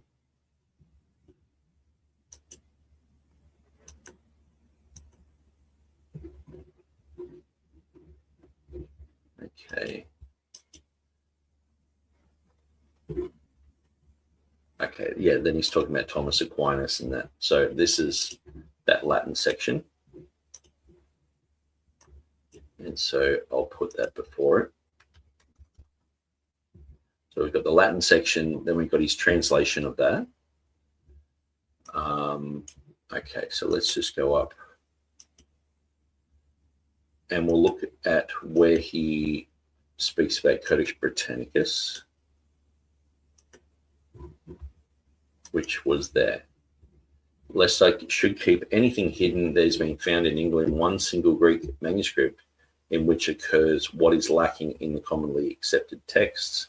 So I'll just grab that whole section. And we'll put that into our little study there. So it actually goes before. So I'll just put a few lines there to show that I've skipped it. Put the translation, and then we'll grab the Latin, just in case there's anything different.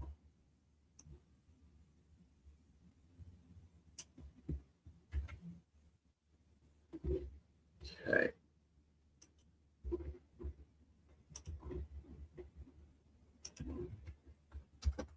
Okay. So what are we looking at? We're looking at this is what it is saying this exact thing in Codex Britannicus. Okay, so I'll grab that and I'll put it down to the bottom of the page. So this is going to be our conclusions.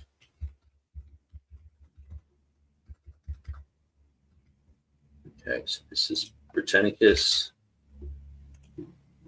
I'll just get rid of that comment down there.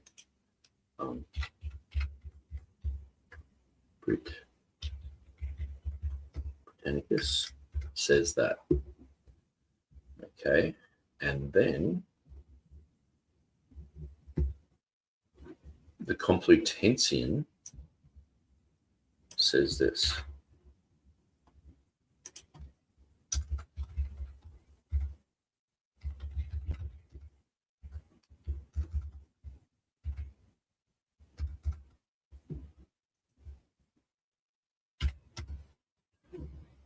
And then it says, talking about the articles, it differs from the British Codex in this respect that here the articles are added. So the thing is, he only mentions this about the Complutensian in his third edition, but clearly he had access to the Complutensian before the 1522 edition. Now, the reason why he's mentioning this is because he's added the definite articles. So after his 1522, he's going through the material and he's like, yeah, well, the articles that the Complutensian guys put into their text should really be there. And so then he added those in. And so that's what he's talking about here. So it says, secondly, where British Codex had that. Now, I've just got to check and see what that is because it's related to verse 8 And then also there's another phrase. So I'm just going to copy that down to here. And we're going to extrapolate the Greek out of that. So the British Codex, British Codex had, and then Uchtoi or Tres, and the Complutensian has that.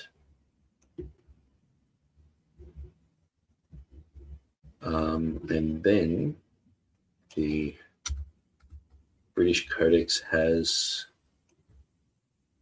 that one, and the Spanish edition, just copy the Complutensian there, has this one. So he's comparing those. So I'm just going to make sure what we're actually comparing there. And then it says, lastly, the British Codex has this one. It adds. Now notice it says it adds these. So that's the word that we're looking at. So added those words also to the earthly witnesses. So it looks like it's in verse 8. And the phrase is not in the Complutensian. So he's doing a comparison between the British Codex and the Complutensian polyglot. And it says it's not added here. And then he's saying that this here is a Hebraism. It's coming from the Hebrew language. And so, but that's sort of like a separate topic. Okay. So let's just call that Britannicus all the way through so we know what we're looking at. Britannicus, Britannicus, Britannicus. Okay. Now, so earlier it says this is what Britannicus has. So if we compare that to the Complutensian, maybe what I should do, now I've done all that nice little bit of homework, I might just grab that and I'll open a Word document.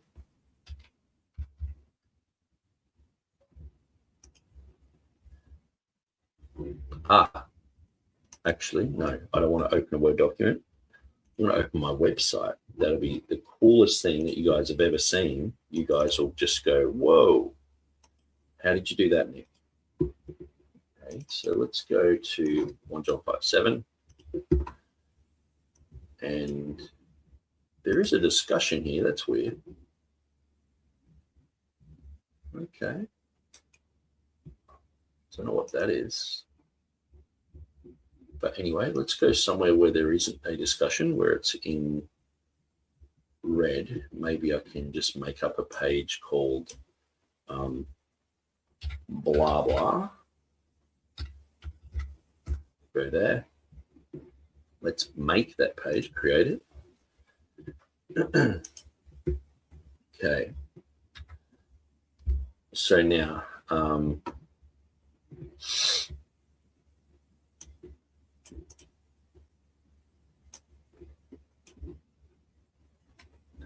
Britannicus.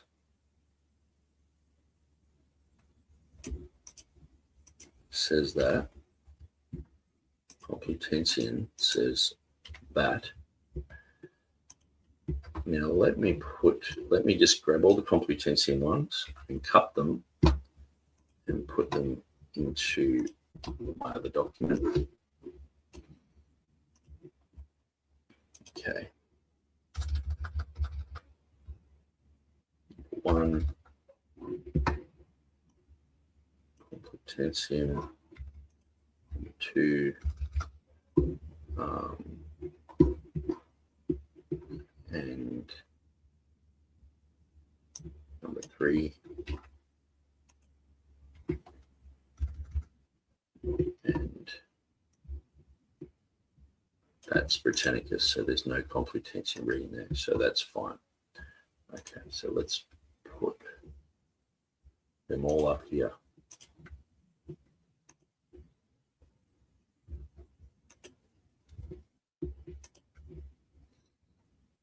All right, so let's save that. Okay, I'll just edit it for a second. Let's put a bit of a space there we don't need. Save. Now, Complutensian readings.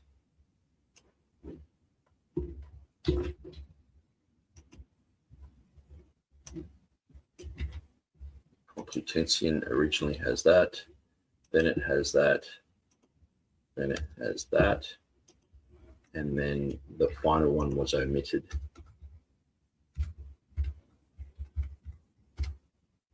Oops.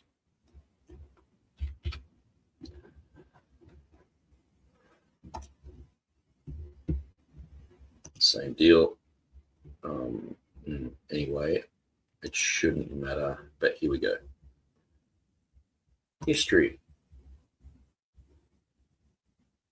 Compare. Okay, so here's the difference between Codex Britannicus and Codex the Complutensian reading. Okay, so we see initially it's all pretty much the same, but then we have a definite article before pater, before father, that's not in Britannicus.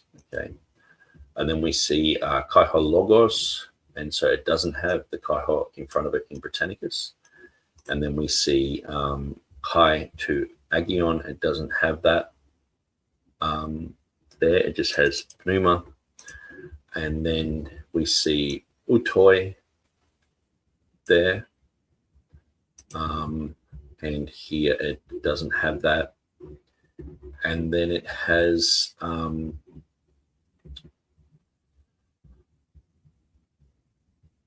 basically the Complutensian has the Holy Spirit, Britannicus doesn't. Then it has ice to and esse, where this just has the movable nu essin. Okay, so that's fine. But what's added in the Complutensian is the ice to. Okay, there's quite a lot of difference. Say something like the essin here or the esse. It's just the movable nu. It's not really a big deal. The articles, we see there is a change, and the conjunction, the k, the and. Now, obviously, holy is a big deal. So that's in the Complutensian. So then we see entege is here. And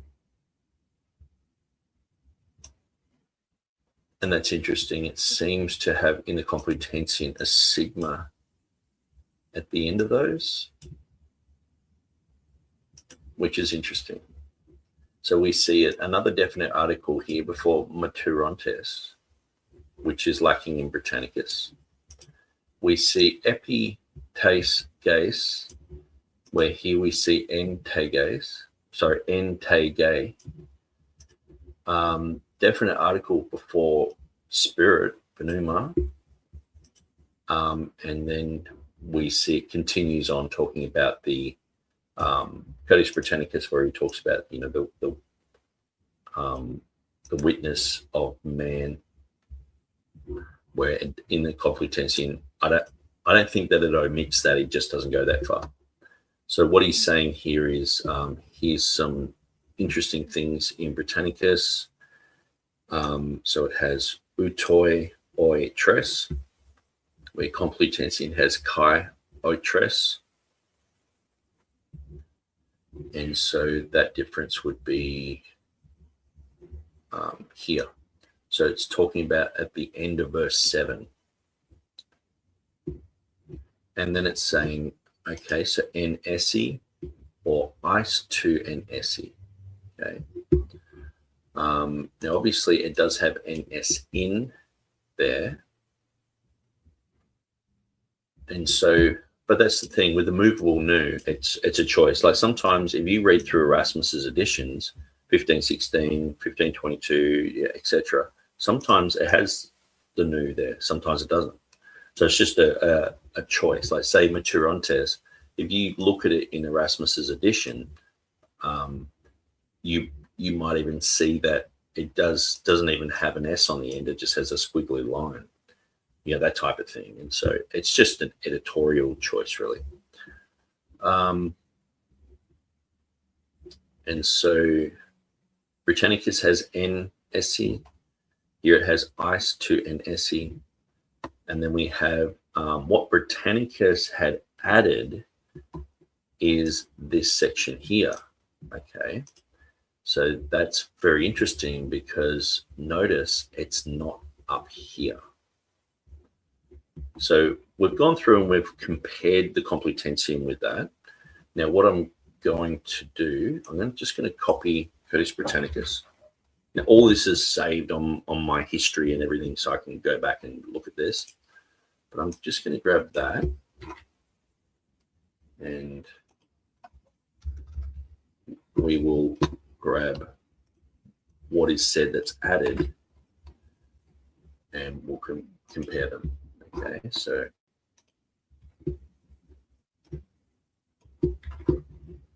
override that, save it, and then override that, save it, and history.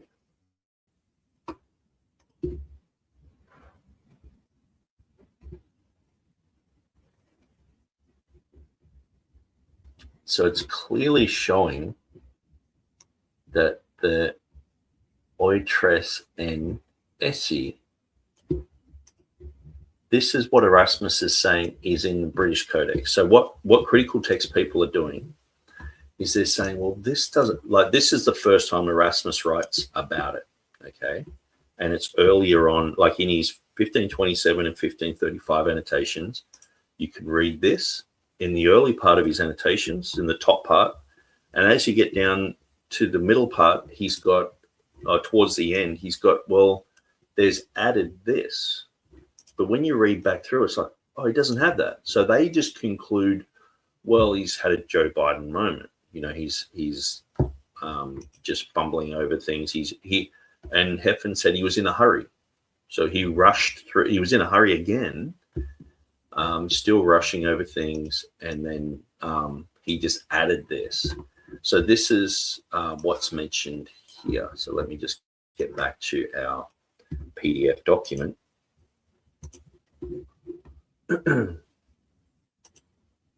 I'll just go down to the translation of it.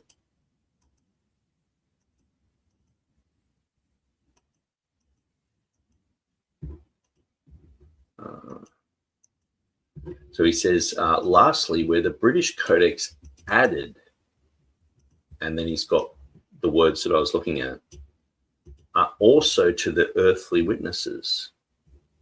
This phrase is not added in the Spanish edition, at least not here.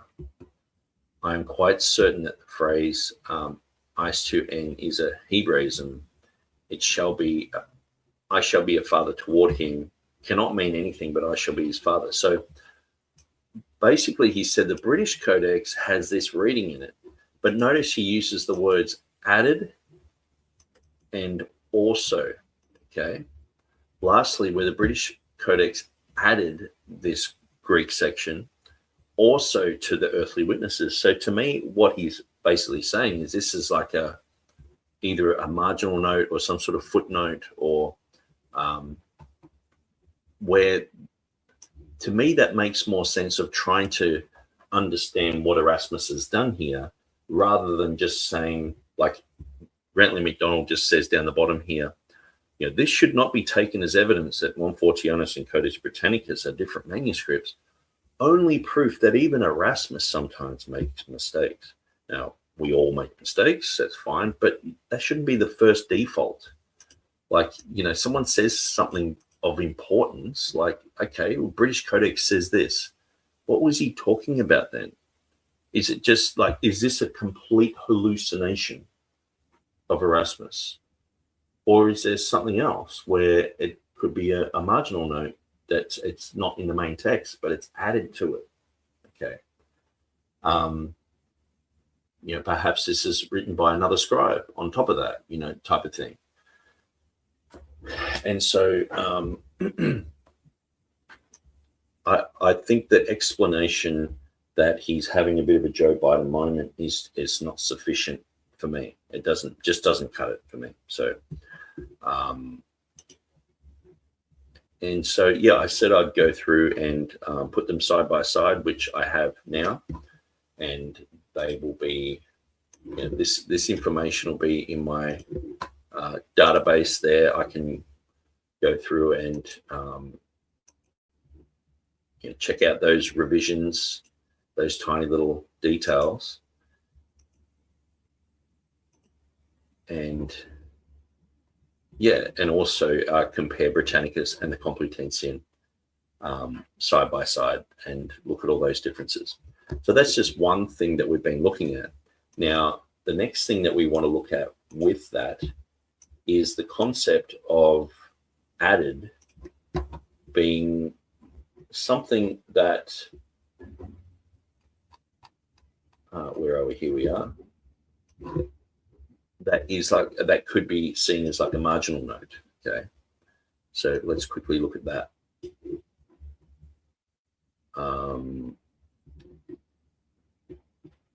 British Codex. Okay, so we see here.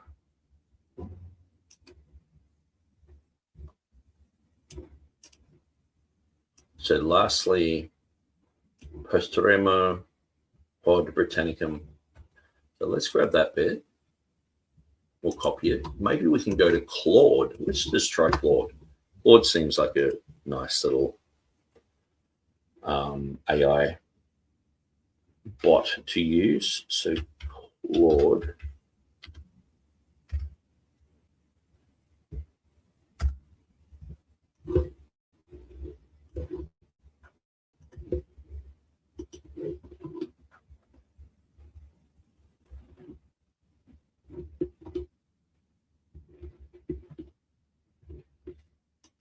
Okay, so I'll go translate this, and also could it be that Erasmus here is speaking of a marginal note added to a to the British Codex.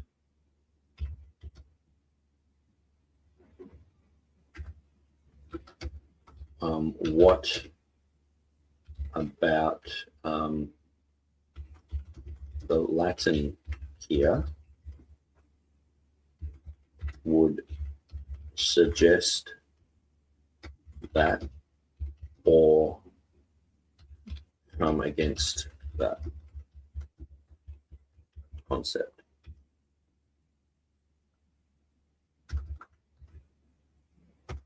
Okay, let's see what Claude brings. So I'll just jump onto some of these comments while we're waiting for that. So Brother Andrew KJV says, why is it so hard for people to just believe the word of God? Yeah. It amazes me the level of effort men will go to it to exclude to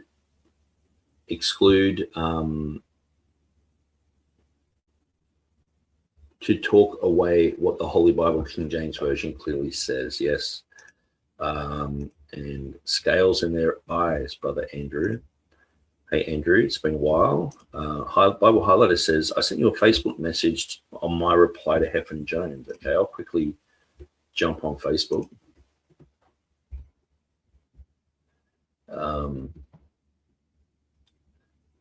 Okay.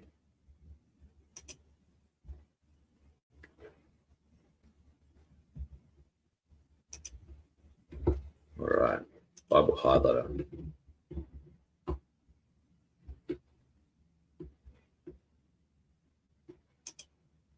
Okay, so we've got some photos here. Now I might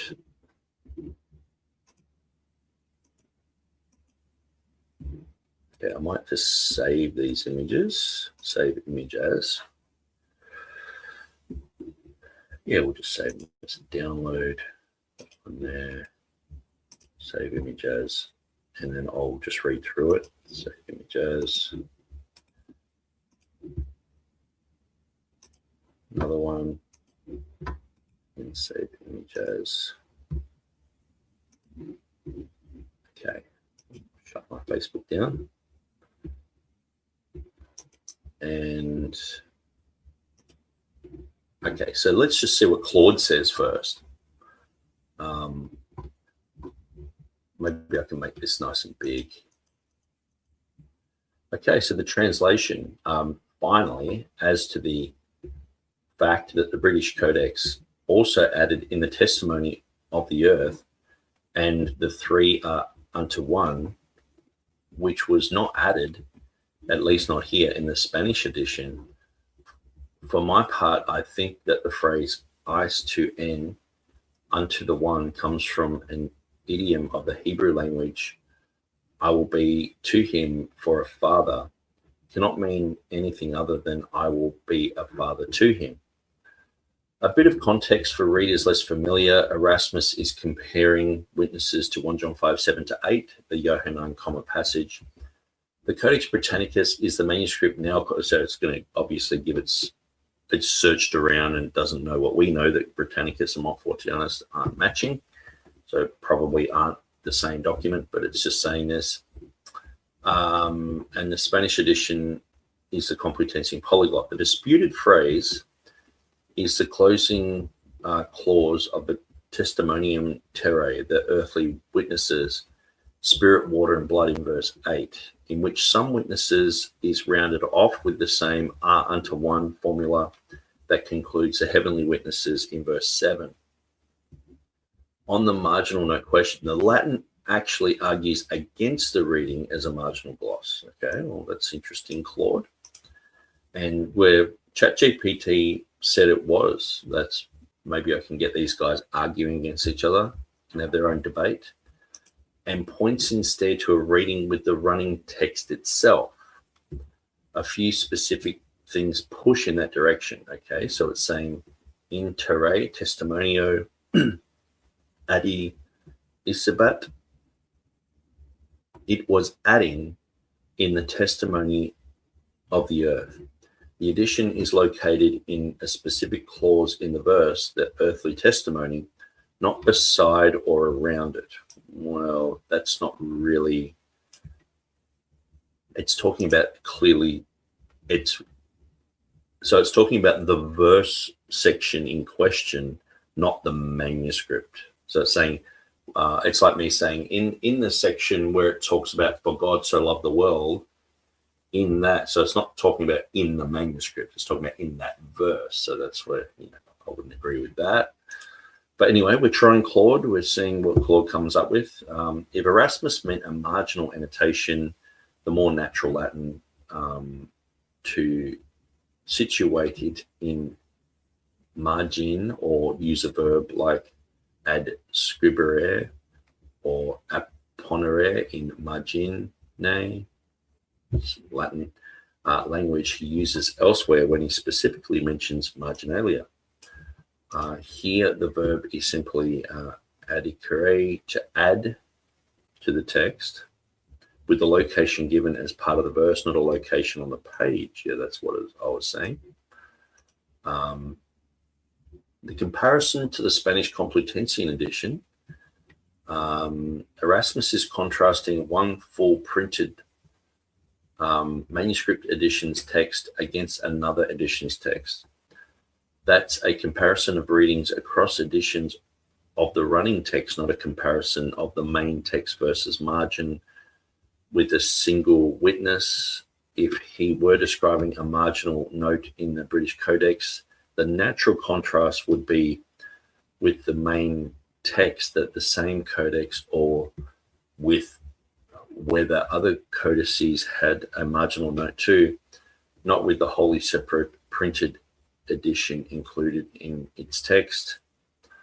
The grammatical point that follows, Erasmus goes on to defend Is to N as a Hebraism comparable to ero illi in patrum, meaning I will be a father to him. This is a philological defense of a reading of scripture, explaining an idiom that appears awkward in Greek/Latin, but is intelligible as translated Hebrew syntax. That's the kind of defense that mounts for a variant reading in the text, not for an annotator's marginal comment, which wouldn't need defending as an authentic scriptural idiom at all. A scribe's marginal note isn't scripture, so its Hebraic character would be irrelevant. Yeah, Claude's not really doing it for me today. Well, I hadn't tried Claude with these type of questions. I wonder if I ask ChatGPT exactly the same thing. That'll be interesting. I might just quickly do that. So the Latin's own vocabulary, it's got all that there. All indicate Erasmus is discussing a textual variant in the body of the verse. Well, how do you tell a textual variant? Usually it's a marginal thing. Where the R unto one was attached to the earthly witnesses as well as the heavenly ones, rather than a note added in the margin of the manuscript. So I think it actually contradicted itself here, because it's saying, hey, this reading is Hebrew, so it's most probably genuine, but and so it's basically, it's excuse that it's not in the margin is because it says in that reading, which I think, yeah, it's just, but that's, that's just throwing that into Claude. Let's throw this into ChatGPT. I'll shut that down. Where is ChatGPT? I think I shut it. Let's reopen it.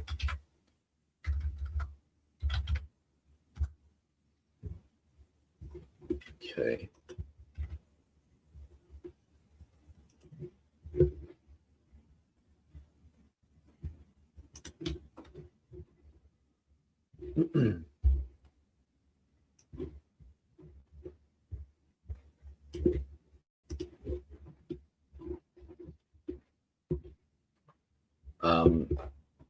Here is a literal translation first, followed by whether or not Erasmus could be referring to a marginal gloss. Finally, as for the fact that the British manuscript also added in earthly testimony, the three are unto one, which was not added here except in the Spanish edition. For my part, I think that this expression unto one, is to n, comes from the idiom of the Hebrew language. I will be to him a father can mean nothing other than I will be his father. What is Erasmus actually saying? The sentence is fairly straightforward grammatically. The main clause is Britannicum. I won't read the Latin. The British manuscript also added. Okay. The object of that Latin word is, it's got the Greek there. There is no explicit mention of a margin, a marginal reading, an annotation, a gloss, a correction. None of those words occur. Does the Latin imply a marginal note? No, not by itself. If Erasmus wanted to say the British Codex has this in the margin, he normally had several ways to express it, and he's got the Latin there, for example. None appear. Instead, he simply says the British manuscript added. This is exactly how one describes a textual reading. Could added still refer to a marginal note? Possibly, but only indirectly. Suppose Erasmus looked at a manuscript where the main text lacked the words, the marginal text contained them. A textual critic might summarize this as the British manuscript adds, without specifying that they were marginal. So the wording does not exclude a marginal annotation, but neither does it suggest one. So that's more balanced, where it's like, okay, well, it could go either way. It's not really saying it did or it didn't. what we would expect if Erasmus knew it was original, probably something like saying those Latin words there. Those are the kind of expressions Erasmus commonly uses as elsewhere when discussing a text from marginal material. Now, we've just got to double check these. And so I wanted to give me examples of that. So I'm just going to copy those. Absence of such language is significant. The phrase which was not added, again, the verb simply is that he's comparing editions, British Codex and Complutensian, not discussing wherein the manuscripts would occur. So that's what I think Claude made that mistake. Is Erasmus describing Codex Montfortianus? It depends on which British manuscript is intended. If it is Montfortianus and Erasmus is merely recording that the manuscript contains the longer reading. On the earthly witnesses, he does not specify whether it was original, corrected, interlinear, or marginal. He simply notes that the manuscript had it. Why does Erasmus immediately discuss the Hebrew idiom? And so we sort of know that. So let's just try, it said this, where exactly does Erasmus use these terms in his annotations?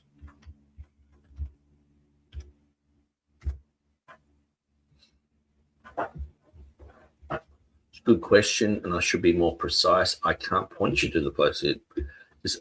Sometimes what I'm finding, like AI is incredible. It's amazing, and I'm using it a lot.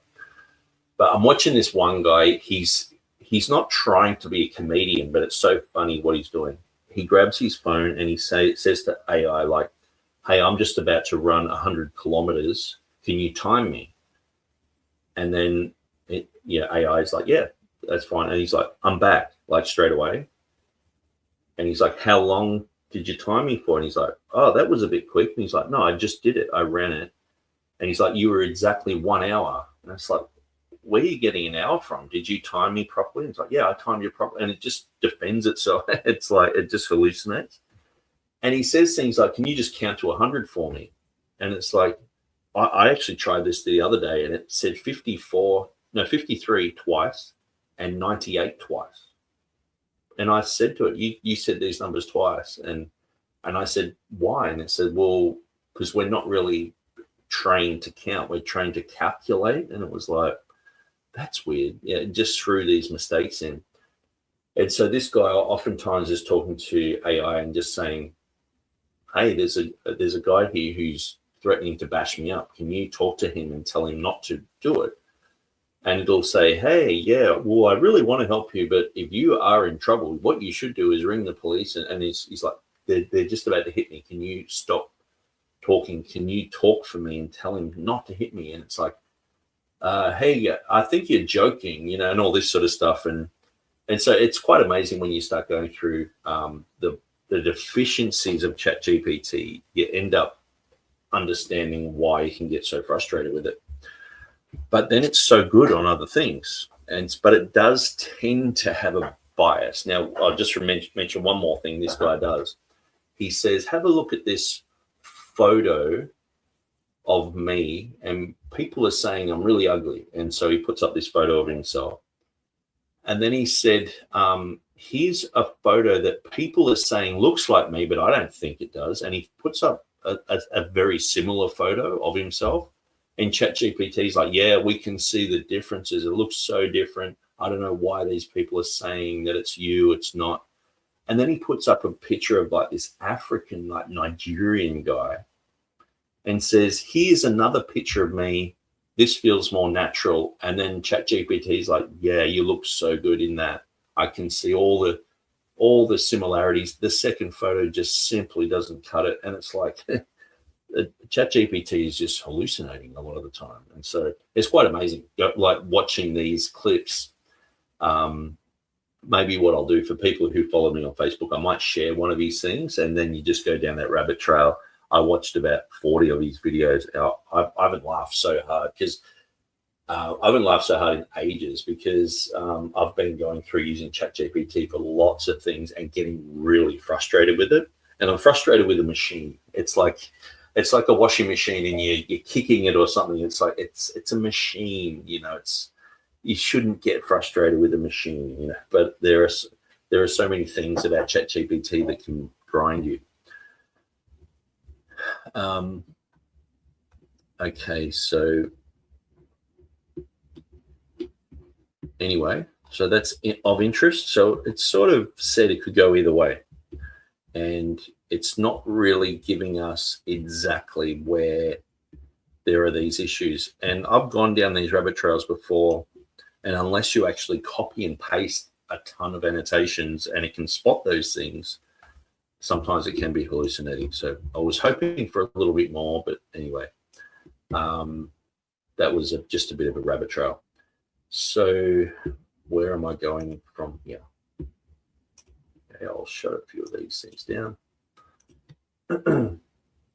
Now, that's what I was going to do. I was going to look at the Bible highlighter had sent me some pictures of his reply to Hepburn Jones. And so Tribe with Fire says, I actually talked with Hilly Billy today, and he said to tell everyone he loves them, misses them, hopes to join soon. He's been busy. Okay. All right, let's get some of these things up here.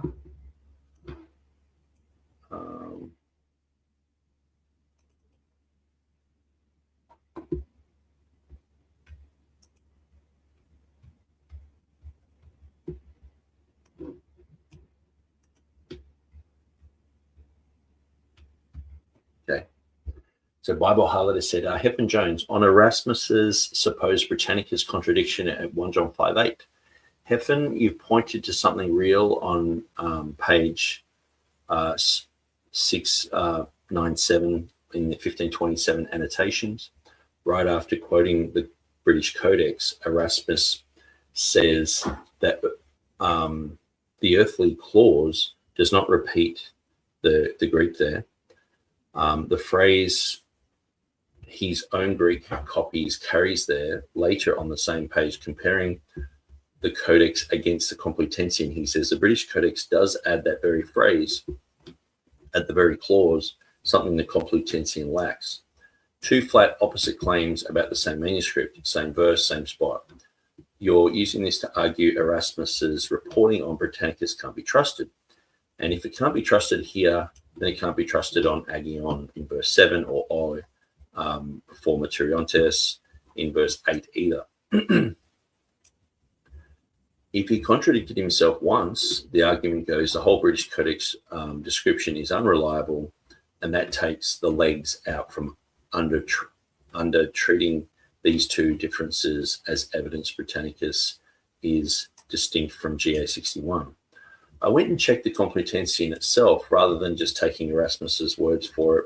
He's right about that side of the comparison. Polyglot's printed Greek text does have 301 at the earthly clause, and its own marginal note states plainly that this phrase is found in certain books, but not in the genuine copies, blaming its presence elsewhere on Arian insertion, so that half of his comparison is independently confirmed, not just asserted. Okay, so that's good. So he compared it with the Complutensian there. I went and checked the Complutensian itself. Okay, so that's just a screenshot. But the same sentence says more than that about the British side. The Latin says this. Translated into English, Erasmus is saying finally that the British Codex also added the earthly testimony, the words, and the three may be unto the one, which the Complutensian Polyglot edition, at least here, did not add. In other words, Erasmus is saying the British Codex does not contain this phrase at the earthly clause, while the Complutensian, it does contain, the phrase where the Complutensian does not. That directly contradicts what he stated earlier in the same annotation, where he says the British Codex's text at this same location lacks the phrase entirely. Is this a contradiction or error? Here's why I don't think it has to be. And then the next section. Could this be an interpolation? The Greek words meaning the three maybe unto the one, the very phrase tied to the earthly witnesses clause of 1 John 5a, could have been a corrected set of words added at the bottom of the page rather than written into the main line itself. That kind of addition could take more than one physical form. The marginal note in the back space around the text block, an interlinear insertion squeezed in above the relevant line, or a symbol marked in line pointing the reader to a fuller note elsewhere on the page or at its foot. The same convention used on the very Complutensian page with both looked at, and where a superscript letter in the main text directs the reader down to the Joachim footnote. This kind of practice has real precedent in Greek manuscripts generally. Codex Vaticanus shows it too, alongside its well-known distigmi, the paired dots placed in the side margin to flag a known textual variant at a precise line. There's a documented case at Hebrews 1:3 where the corrector says, "Full and knave, leave the old reading, do not change it," scolding an earlier corrector who had tried to alter that very passage. This first-hand evidence that correctors were actively intervening in the running text of major manuscripts at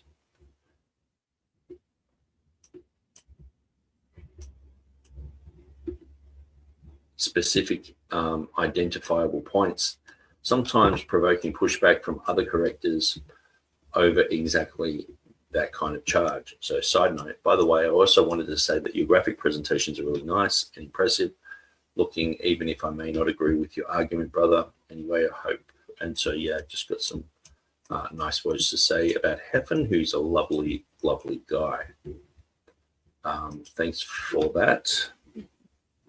Tribe with Fire says, I suppose the word hallucinate is a synonym for lie when it comes to AI. I've caught it way too many times in outright deceptions for the answers to be called hallucinations. Yeah.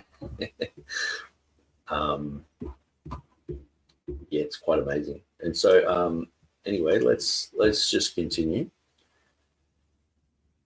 So we put Britannicus and Montfortianus, side by side. We've looked at that, but then we're looking at, whether Codex Britannicus had that extra little bit, or whether it was just Erasmus tripping out on something.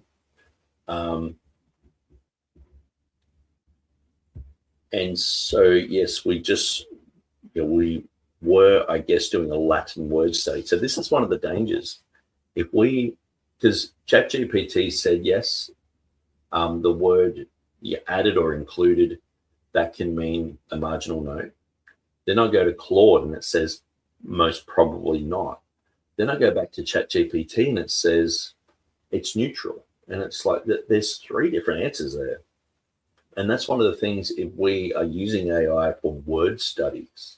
Like I use AI for can you give me a list of verses that include this Greek word? And it'll give me a list, which is great. Great for when you're studying and you're trying to think of a verse or something that is like it.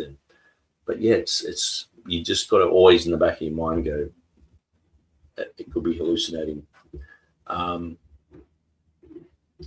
So yeah, going back to that Latin word, I guess that's another thing I'll just keep on the shelf there. Putting a full footnote side-by-side comparison of Brantley McDonald, ChatGPT, Erica Rummel, and I guess, Google Translate and whatever I can. That would be an interesting project, but it will bore you to tears if I start doing that. So the Bede Antwerp manuscript ambiguity, that's another thing I've got to do. So maybe we can look up the Stephen Avery issue. Actually, maybe I can just read through the Bede issue. I won't dive too deeply into it, but we'll just have a quick look at it because we are in the annotations. They're right in front of us. It won't take long just to go with that. Okay. and just to see, because it does change page, so maybe I've gone, oh, okay, he's looking at a different manuscript here, where perhaps it's actually just because there's a page break, I've assumed that it's talking about something else. So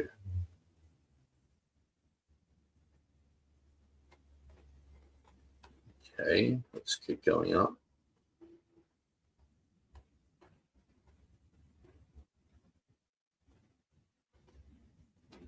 Okay, we feel the pressure and authority of Jerome. Very interesting. I love that line. And I think it's on this page.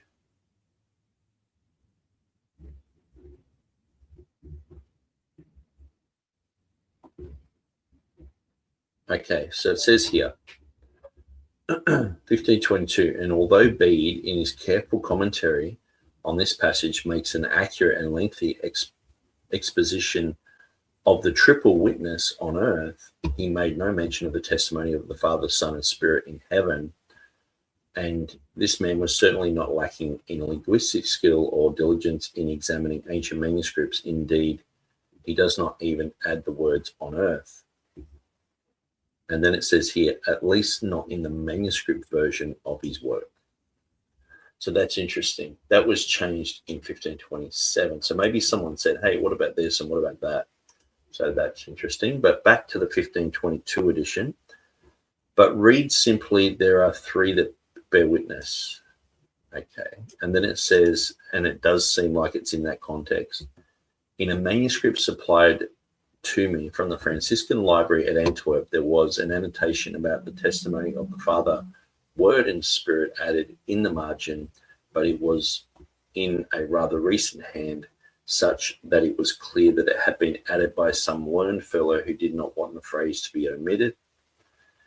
And then we've got added in the 1535 edition, since there is no mention of the Father, Son, and Spirit in the edition of Jose Bade, Bede, yeah, it does seem like Heffernan is correct there. Bede followed the example of Augustine.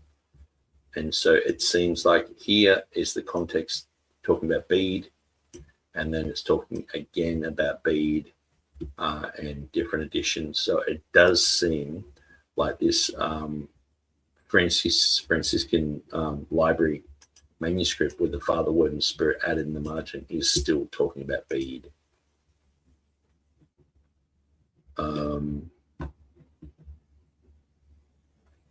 But yeah, it's interesting. It would have to be something that I would 100% confirm, but it does seem like that. I would say, yeah, 80% of me is saying, yeah, it does seem like that's in the context of Bede. Bubble Highlighter says, yeah, I always ask for source links and verify it with my own two eyes with ChatGPT and Claude. Okay, so then let's look at this Stephen Avery issue. So Stephen Avery, or maybe Pure Bible Forum.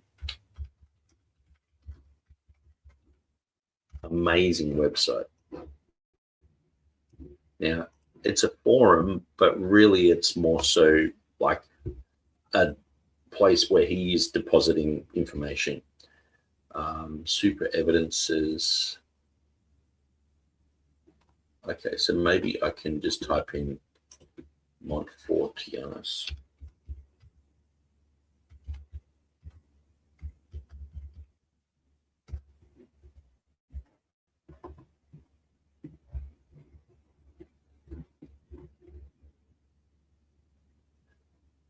Okay.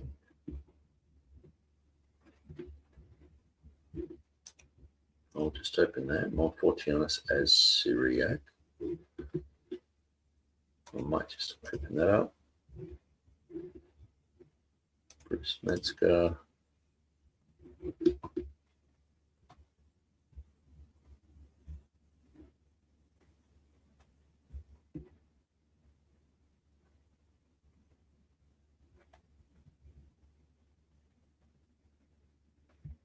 And that one.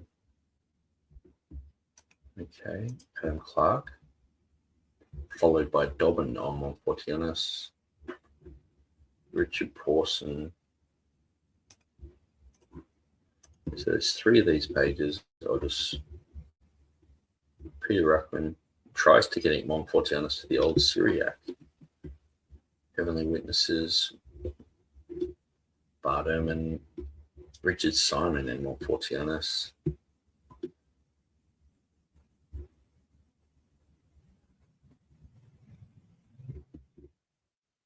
Okay. And maybe I should type in Britannicus.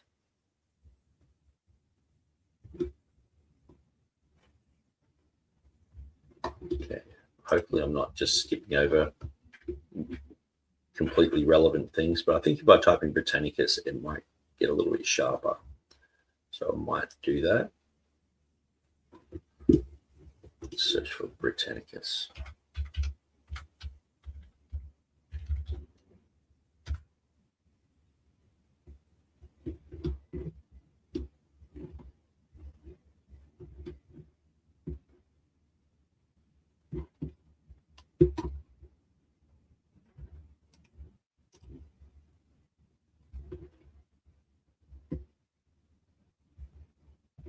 Okay, so you have heaps of stuff to look at.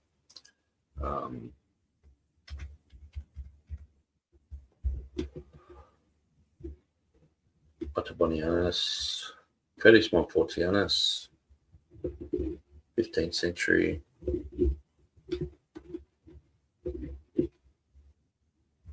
Okay.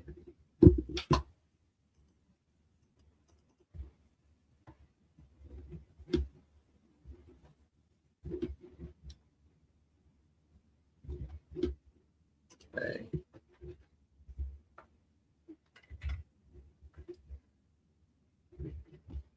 Dublin Codex Montfortianus, James Knapp Alexandrius versus Montfortianus.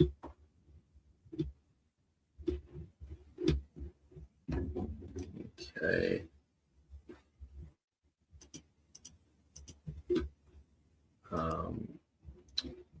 Cote de Vitro, interesting.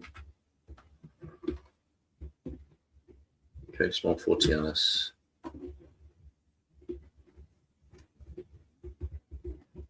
And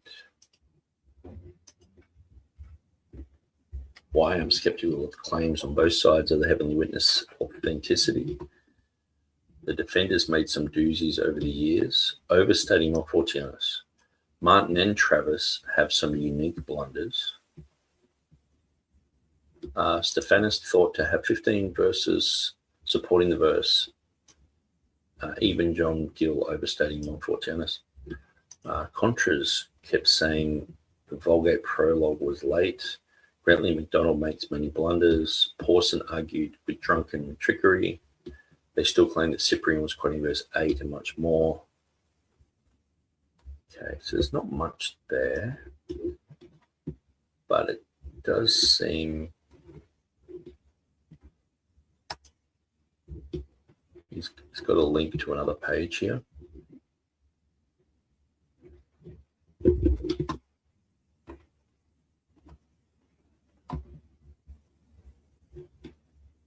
Stephanus Manuscripts. Okay, so let's just open that up a bit.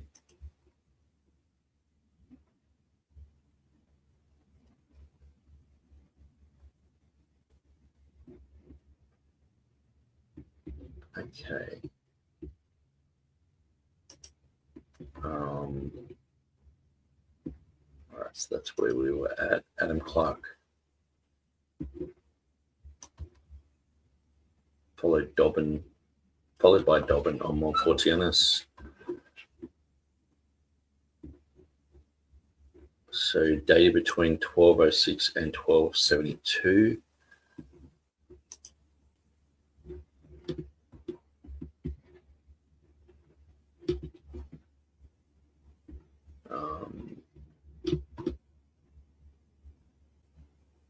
Okay, so I guess when I'm saying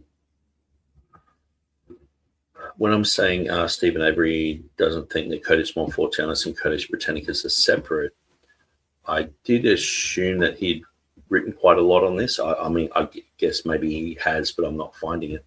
But maybe he's actually just said that to me in conversation.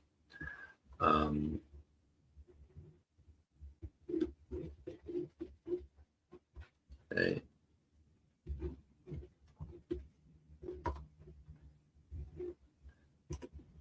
Richard Pawson. Freshness of the ink and materials might have led to a detection of the imposture about Malfortianus.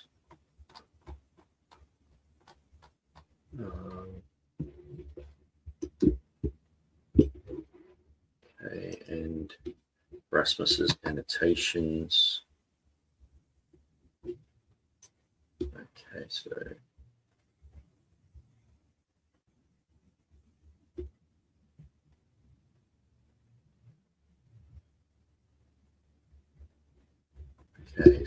there's, I can't really prove that just at the moment. Maybe if I write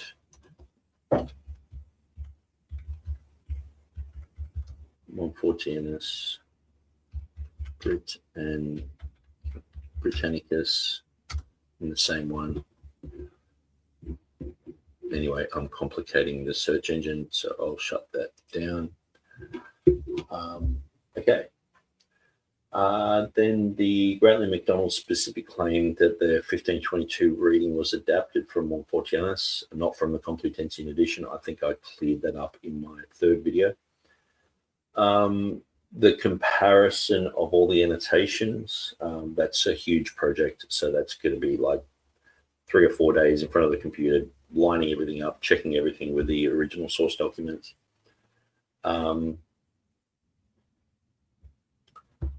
The Valladolid Conference, 1527. So let's check that out. I mean, I've had a cursory look at it, but I'm really fascinated by it.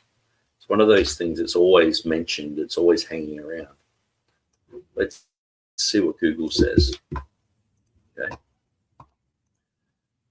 The Valladolid Conference of 1527 was a landmark theological inquiry convened by the Spanish Inquisition to assess the orthodoxy of Dutch humanist Desiderius Erasmus, held over 16 sessions. That's huge.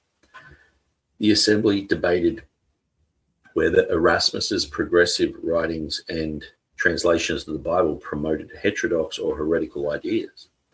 So it's got Wikipedia there. I'll grab that. There's a few other ones. Stephen Avery, Pure Bible Forum, very good. The conference brought together approximately 33 prominent theologians, church officials, and scholars in the Castilian city of Valladolid. Its primary objective was to resolve a fierce intellectual spiritual controversy that had split the Spanish clergy, particularly supporters of Erastian humanism and the traditionalist friars and the Dominican and Franciscan orders. They split into two camps, Erasmians and traditionalists.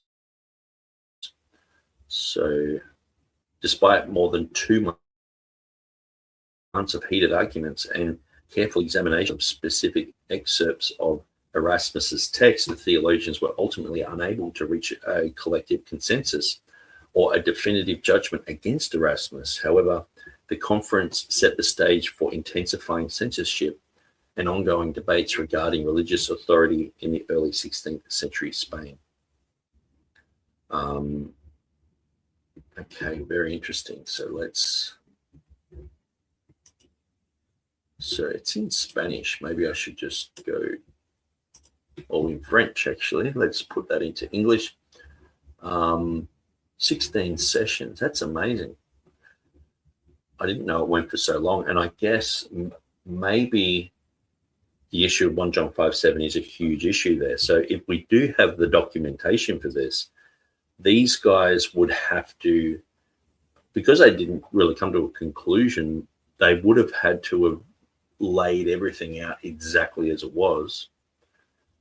And and talk about it and think about it. So that could be a way of deciphering exactly what Erasmus has said in some of his annotations. Just like with Beza's quotations of Revelation 16:5, some of the commentators on his annotations have said, well, Beza was clearly saying he had an ancient manuscript there. So it's not something we've read into it. Other people of his generation were saying, hey, this is exactly what he's saying. So that would be an interesting thing to go through. Okay, so there is a Valladolid controversy in the 1550 concerning the status of natives in America. So that's a different thing. Okay, so we've got this one there. So let's look at this. Accept all cookies. Erasmusism in Spain, the Valladolid Conference, 1527. Okay, so this is a download. I will just download that.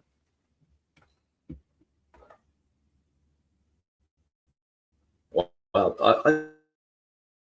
I think this whole Valladolid conference would be an interesting detail to do like a whole program on. So maybe what I should do, I'm not guaranteeing I'll do it, in next week or the next few weeks because I've got so much on, but maybe, in the next month or so before the conference, it would be good to see what people said. Now this is downloading. Maybe I should download that later.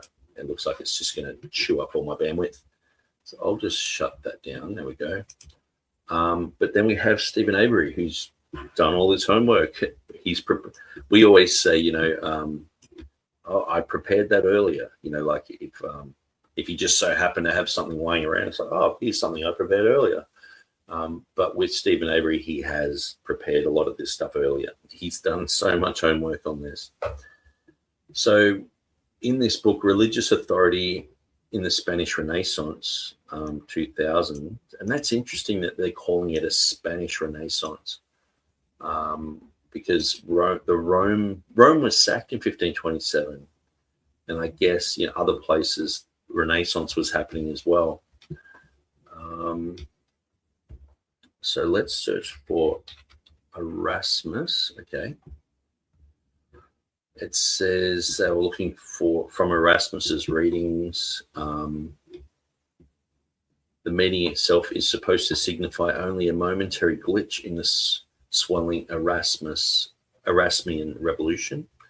Yet the Valladolid deliberations are more important to the dominant historiography than the dominant historiography allows. For the Inquisition not only asked the theologians to debate orally, but to record their opinions as well. Most of the participants did as they were told and wrote down their views on the excerpts of Erasmus's books.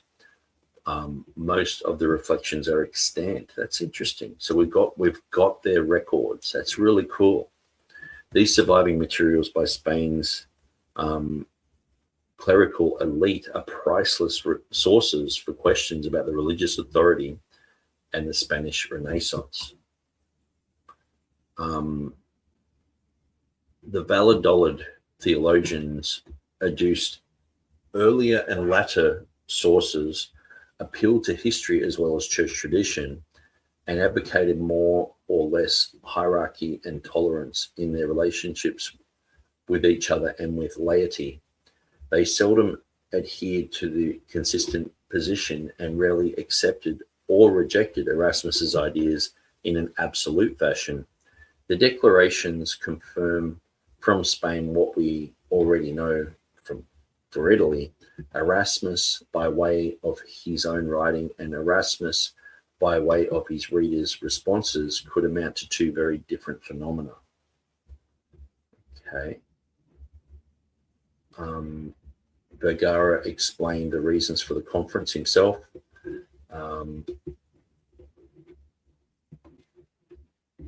Erasmus is heretical, blasphemous, impious, sacrilegious. What more? More enemies to you suddenly arose from the vernacular translation of the book than the Cadmus sowing of the teeth. The The monks stopped their sermonizing, immediately set off to find errors in Erasmus's books, and became so involved in their task that they did not even have time to hear confessions during Holy Week. So they were writing to this.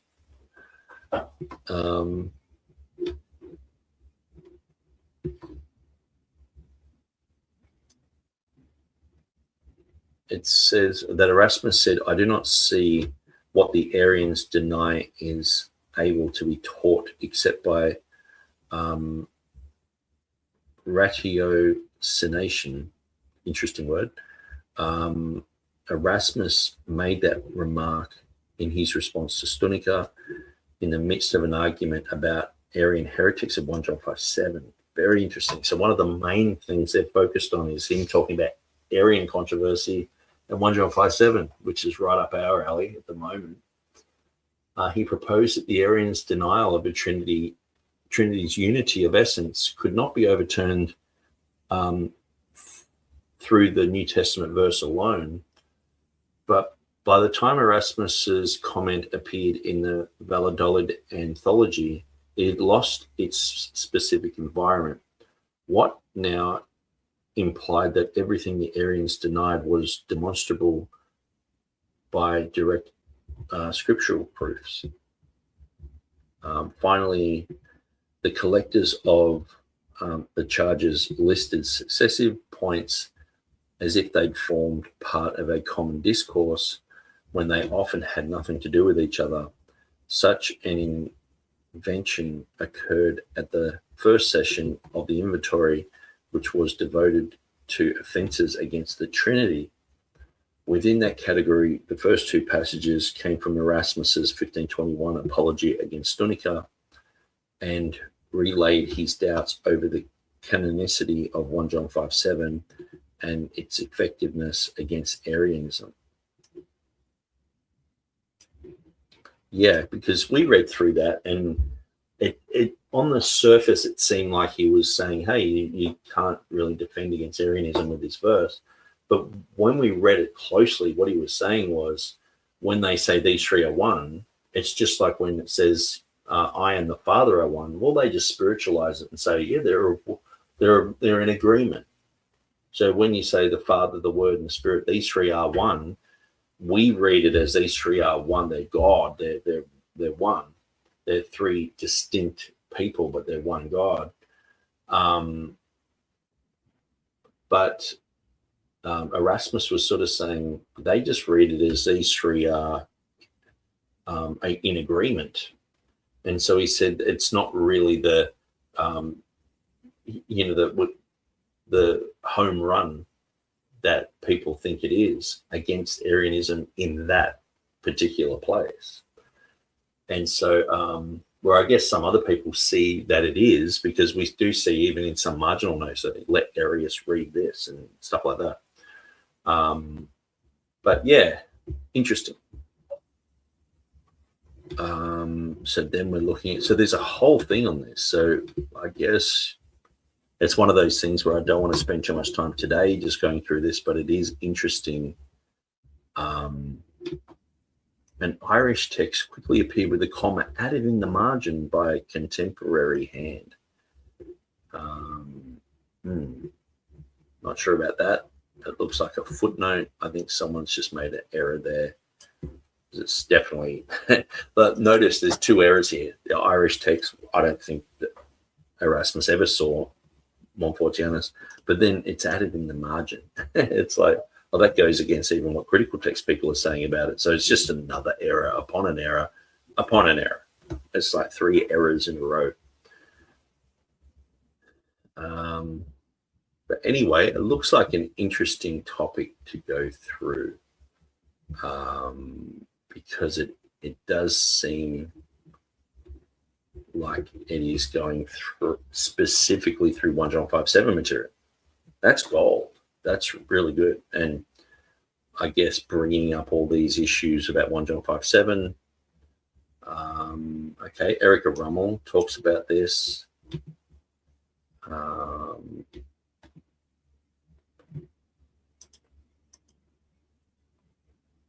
Okay, some of the scholars who are on there who talk about it, hero or heretic. Wow, that's a full study in itself. Okay, so there's just one page there, but it's pretty lengthy.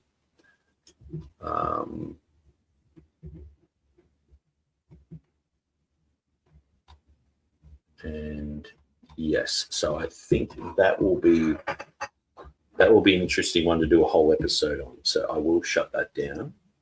But I'm going to keep that open because it has the download there. I might just share that with you guys. If you guys want to download that. Okay, I'll leave a few of those open actually. And so, and then we're looking at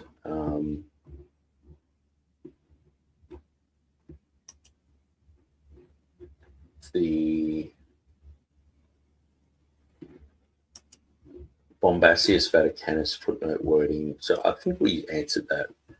The issue, Bombasius, it wasn't until 1521 that Bombasius came back with the reading of Vaticanus. So it didn't affect the 1516 or 1519 edition, like James White often claims. In his first two editions, he contacted Bombasius and he showed him the readings, and it's like, no, you didn't do that until mid 1521.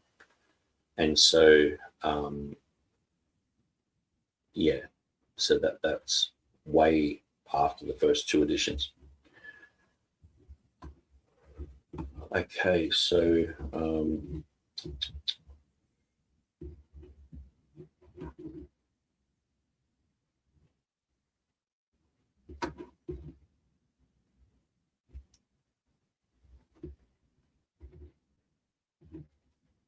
I'm just reading through some of the notes here and just seeing if I've skipped over anything, because this is sort of like a final video for the annotations, so it's going to be sort of like a 4-video thing. But I just want to make sure that I'm covering the bases. Obviously, there's things that I haven't gotten to and probably won't for a long time. But yeah, a lot of this I've already gone through. Montfortianus.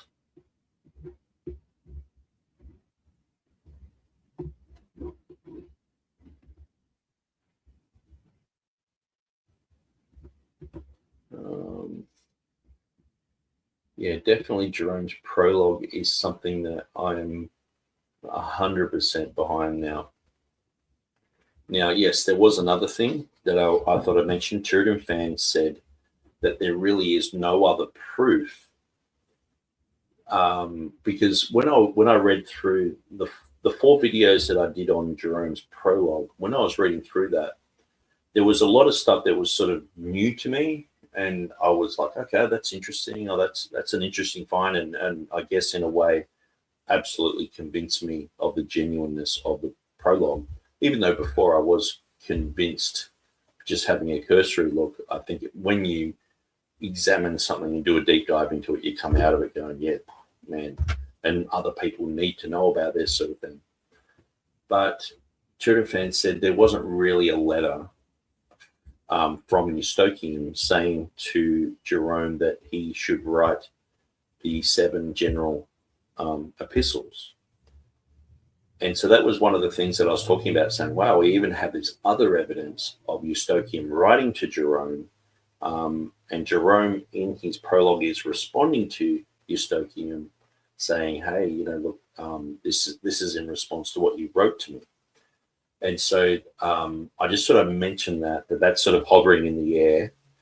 I did read back through some of the concepts on the Pure Bible Forum of Stephen Avery, and I will have to find those again, because I read through them and sort of went, yeah, there it is, it's right there, sort of thing. But I think Turidan fan was sort of saying that they were not genuine or something, like being proven, I guess, another fake, sort of thing.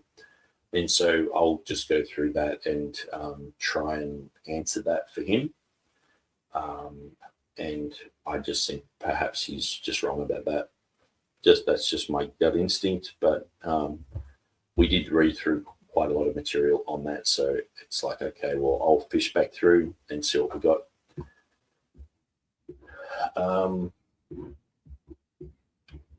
Okay, so I think apart from that, that seems to be the end of this series on the annotations. Now, obviously, I'm definitely going to revisit these annotations, and it's opened up 15 other cans of worms. So I will continue, like with the conference in 1527. We want to look at that. We want to continue on looking at Bede and looking at other people who are mentioned, Basil, and look at that type of evidence. And maybe, I guess, too, this whole thing could be turned into an article on my website of just like the annotations of Erasmus. So have the annotations, have the translation of the annotations, but then have down the bottom sort of section by section, and I can just sort of like lead on to like, you know, B, lead on to Augustine, lead on to, you know, Complutense and Polyglot and all these other issues, and just sort of mention things but have links to other readings, the British Codex, Codex Montfortianus. There's some of these things I've done research into, others are sort of like I haven't noticed them until I'm rereading over and over, and it's like, that's what he's saying, you know. So let's just catch up with these comments. So Bible Highlighter says, also changing the higher model on ChatGPT and Claude helps with better results to the higher model. Yes, I do have ChatGPT. I do pay for a step up with that, but it's like I'm sort of realizing in some things it's gotten worse, in some things it's gotten better. So I guess it's horses for courses. There are some things that it's really good for. It seems to be really good in helping me to do like an image like this. Like, this is just amazing. I just said, can you just do this image? It actually wrote the last bit of 1 John 5:7 wrong, and it underlined it. And I was like, dude, you've done it wrong. And then it just it changed it and put it like this. So it was pretty cool. But I'm finding Claude is much better at organizing things. If you throw in a whole bunch of text and say, organize this, it does a very good job at it. Tribe with Fire says, you are 100% correct about it having biases. The biases consist of those in knowledge, academia, any field of study, and its makers. These biases or agendas can be overcome if prompted correctly. Yeah, and that's what I'm finding. Like with Grok, I'm shocked that it's quoting my website, it's quoting my material, and I'm like, man, that's amazing. Like, instead of just quoting Wikipedia, and Wikipedia can be just as biased as anything. I remember when we were exposing, you know, Frank Houston of Hillsong, of child molestation, and in 2007, I was putting information on Wikipedia about him being a child molester, and my things were all getting deleted.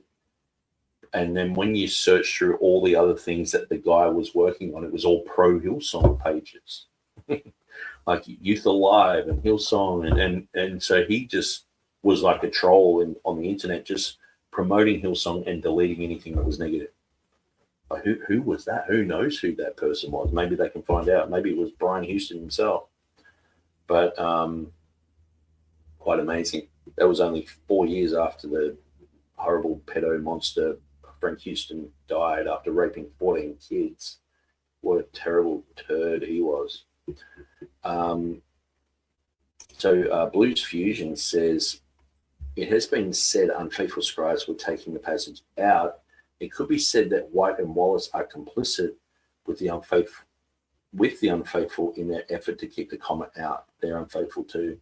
And I guess too, like, I agree with what you're saying there, but I do want to be careful that I don't think this generation has the same knowledge. I think they're like, oh, it's pseudo-Jerome. It's not even Jerome and this type of thing. And so people are being sucked in by that, where I think in Erasmus's time, they were like, yeah, what Jerome wrote is genuine, and it was everywhere. And so people who were doing translations, the weight of that was in the Reformation period.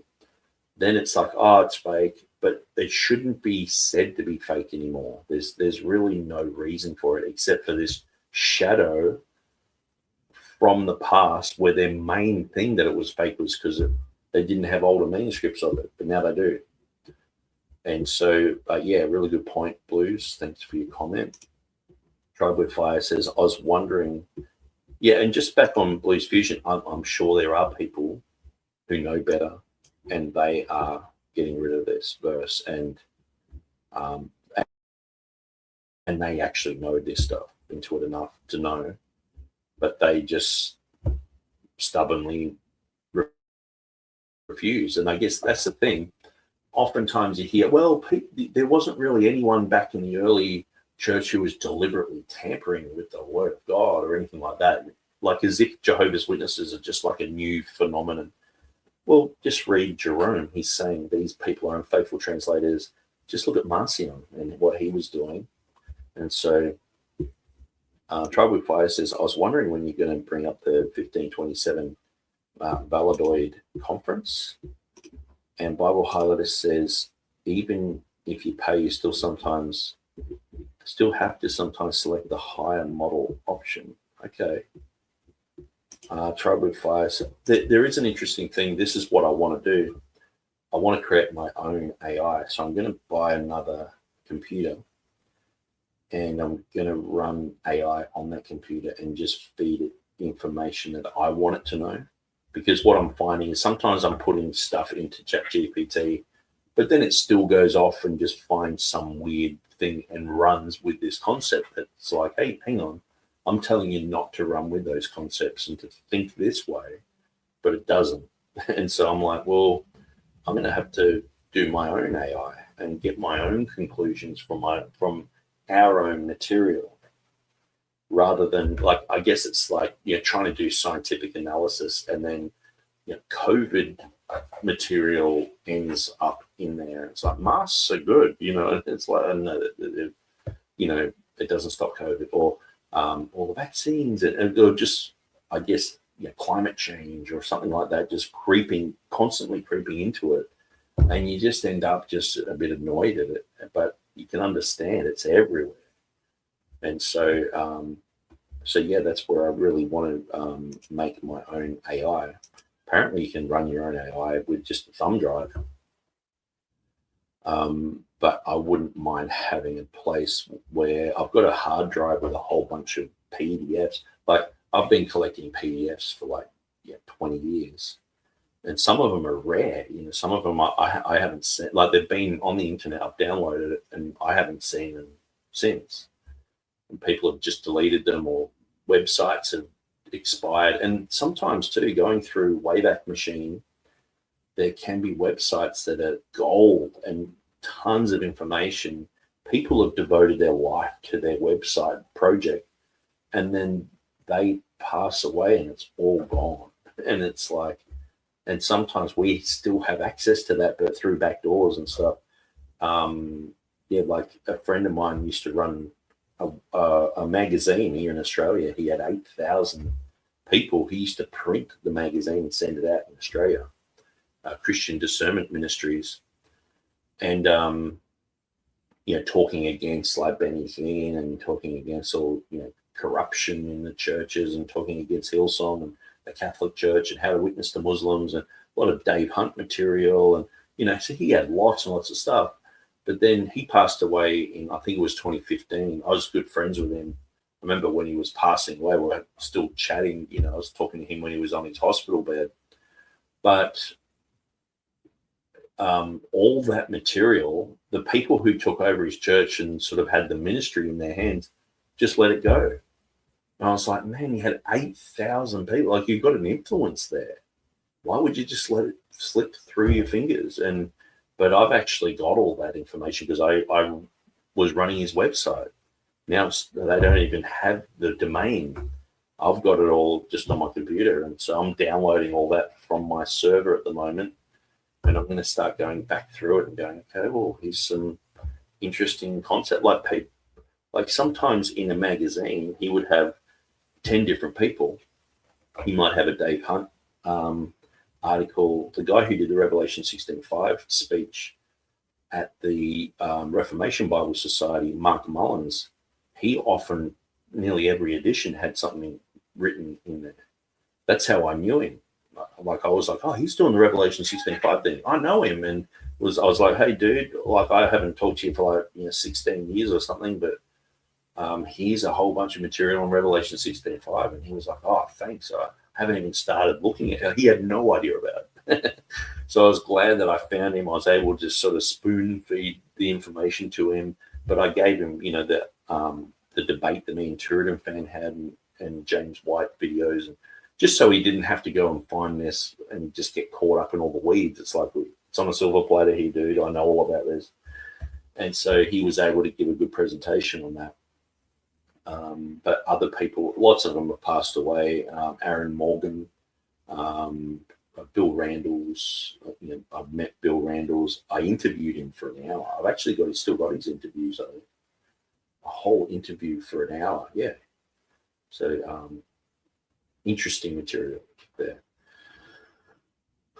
But yeah, he's passed away now. So yeah, even Bill Randalls, like he wrote lots of books. He has on his website, just his sermons every week were like a full in-depth study that everyone could listen to and go, wow, that's amazing. And it's all gone. It's just in internet land somewhere, and you probably can't download the audios anymore. But I've actually got all that. Every time he did a sermon, I would download it. So I've just got a hard drive of just material. And now with AI, I can put it into AI, put that stuff in there, or even uploading stuff, and instantly you've got a transcription. You can put it in there, and it's like cool, because I'm sure that these guys said very profound things that are just lost in history now. But anyway, Everyday Man of God Ministries says, Nick, I just want to say, appreciate what you do, mate. Yeah, cheers, Everyday Man of God Ministries. I'm enjoying this Comma material. I'm still reading through. I've done, I think, 3 episodes reading through Mike Ferrando's work, and Mike Ferrando just brought out another 40-page PDF full of studies. I'm like, whoa, man. So I guess by the time I get to the end of his first book, there'll probably be another 1,000 pages, and I'll be like, okay, let's go through that. I'll be like some old dude, gray hair, missing teeth, all wrinkled up. Hey, hang on, I'm sort of describing myself as I am now. Maybe I am getting old. Anyway, guys, I think I might split and go and enjoy my day. And so, but yeah, series closure, Erasmus and the Johannine Comma, the final investigation. The truth is finally revealed. 500 years of misinformation exposed.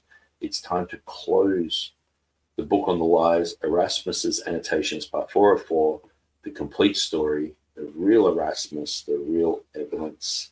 Thanks for joining us, guys. God bless you, and we'll see you again soon.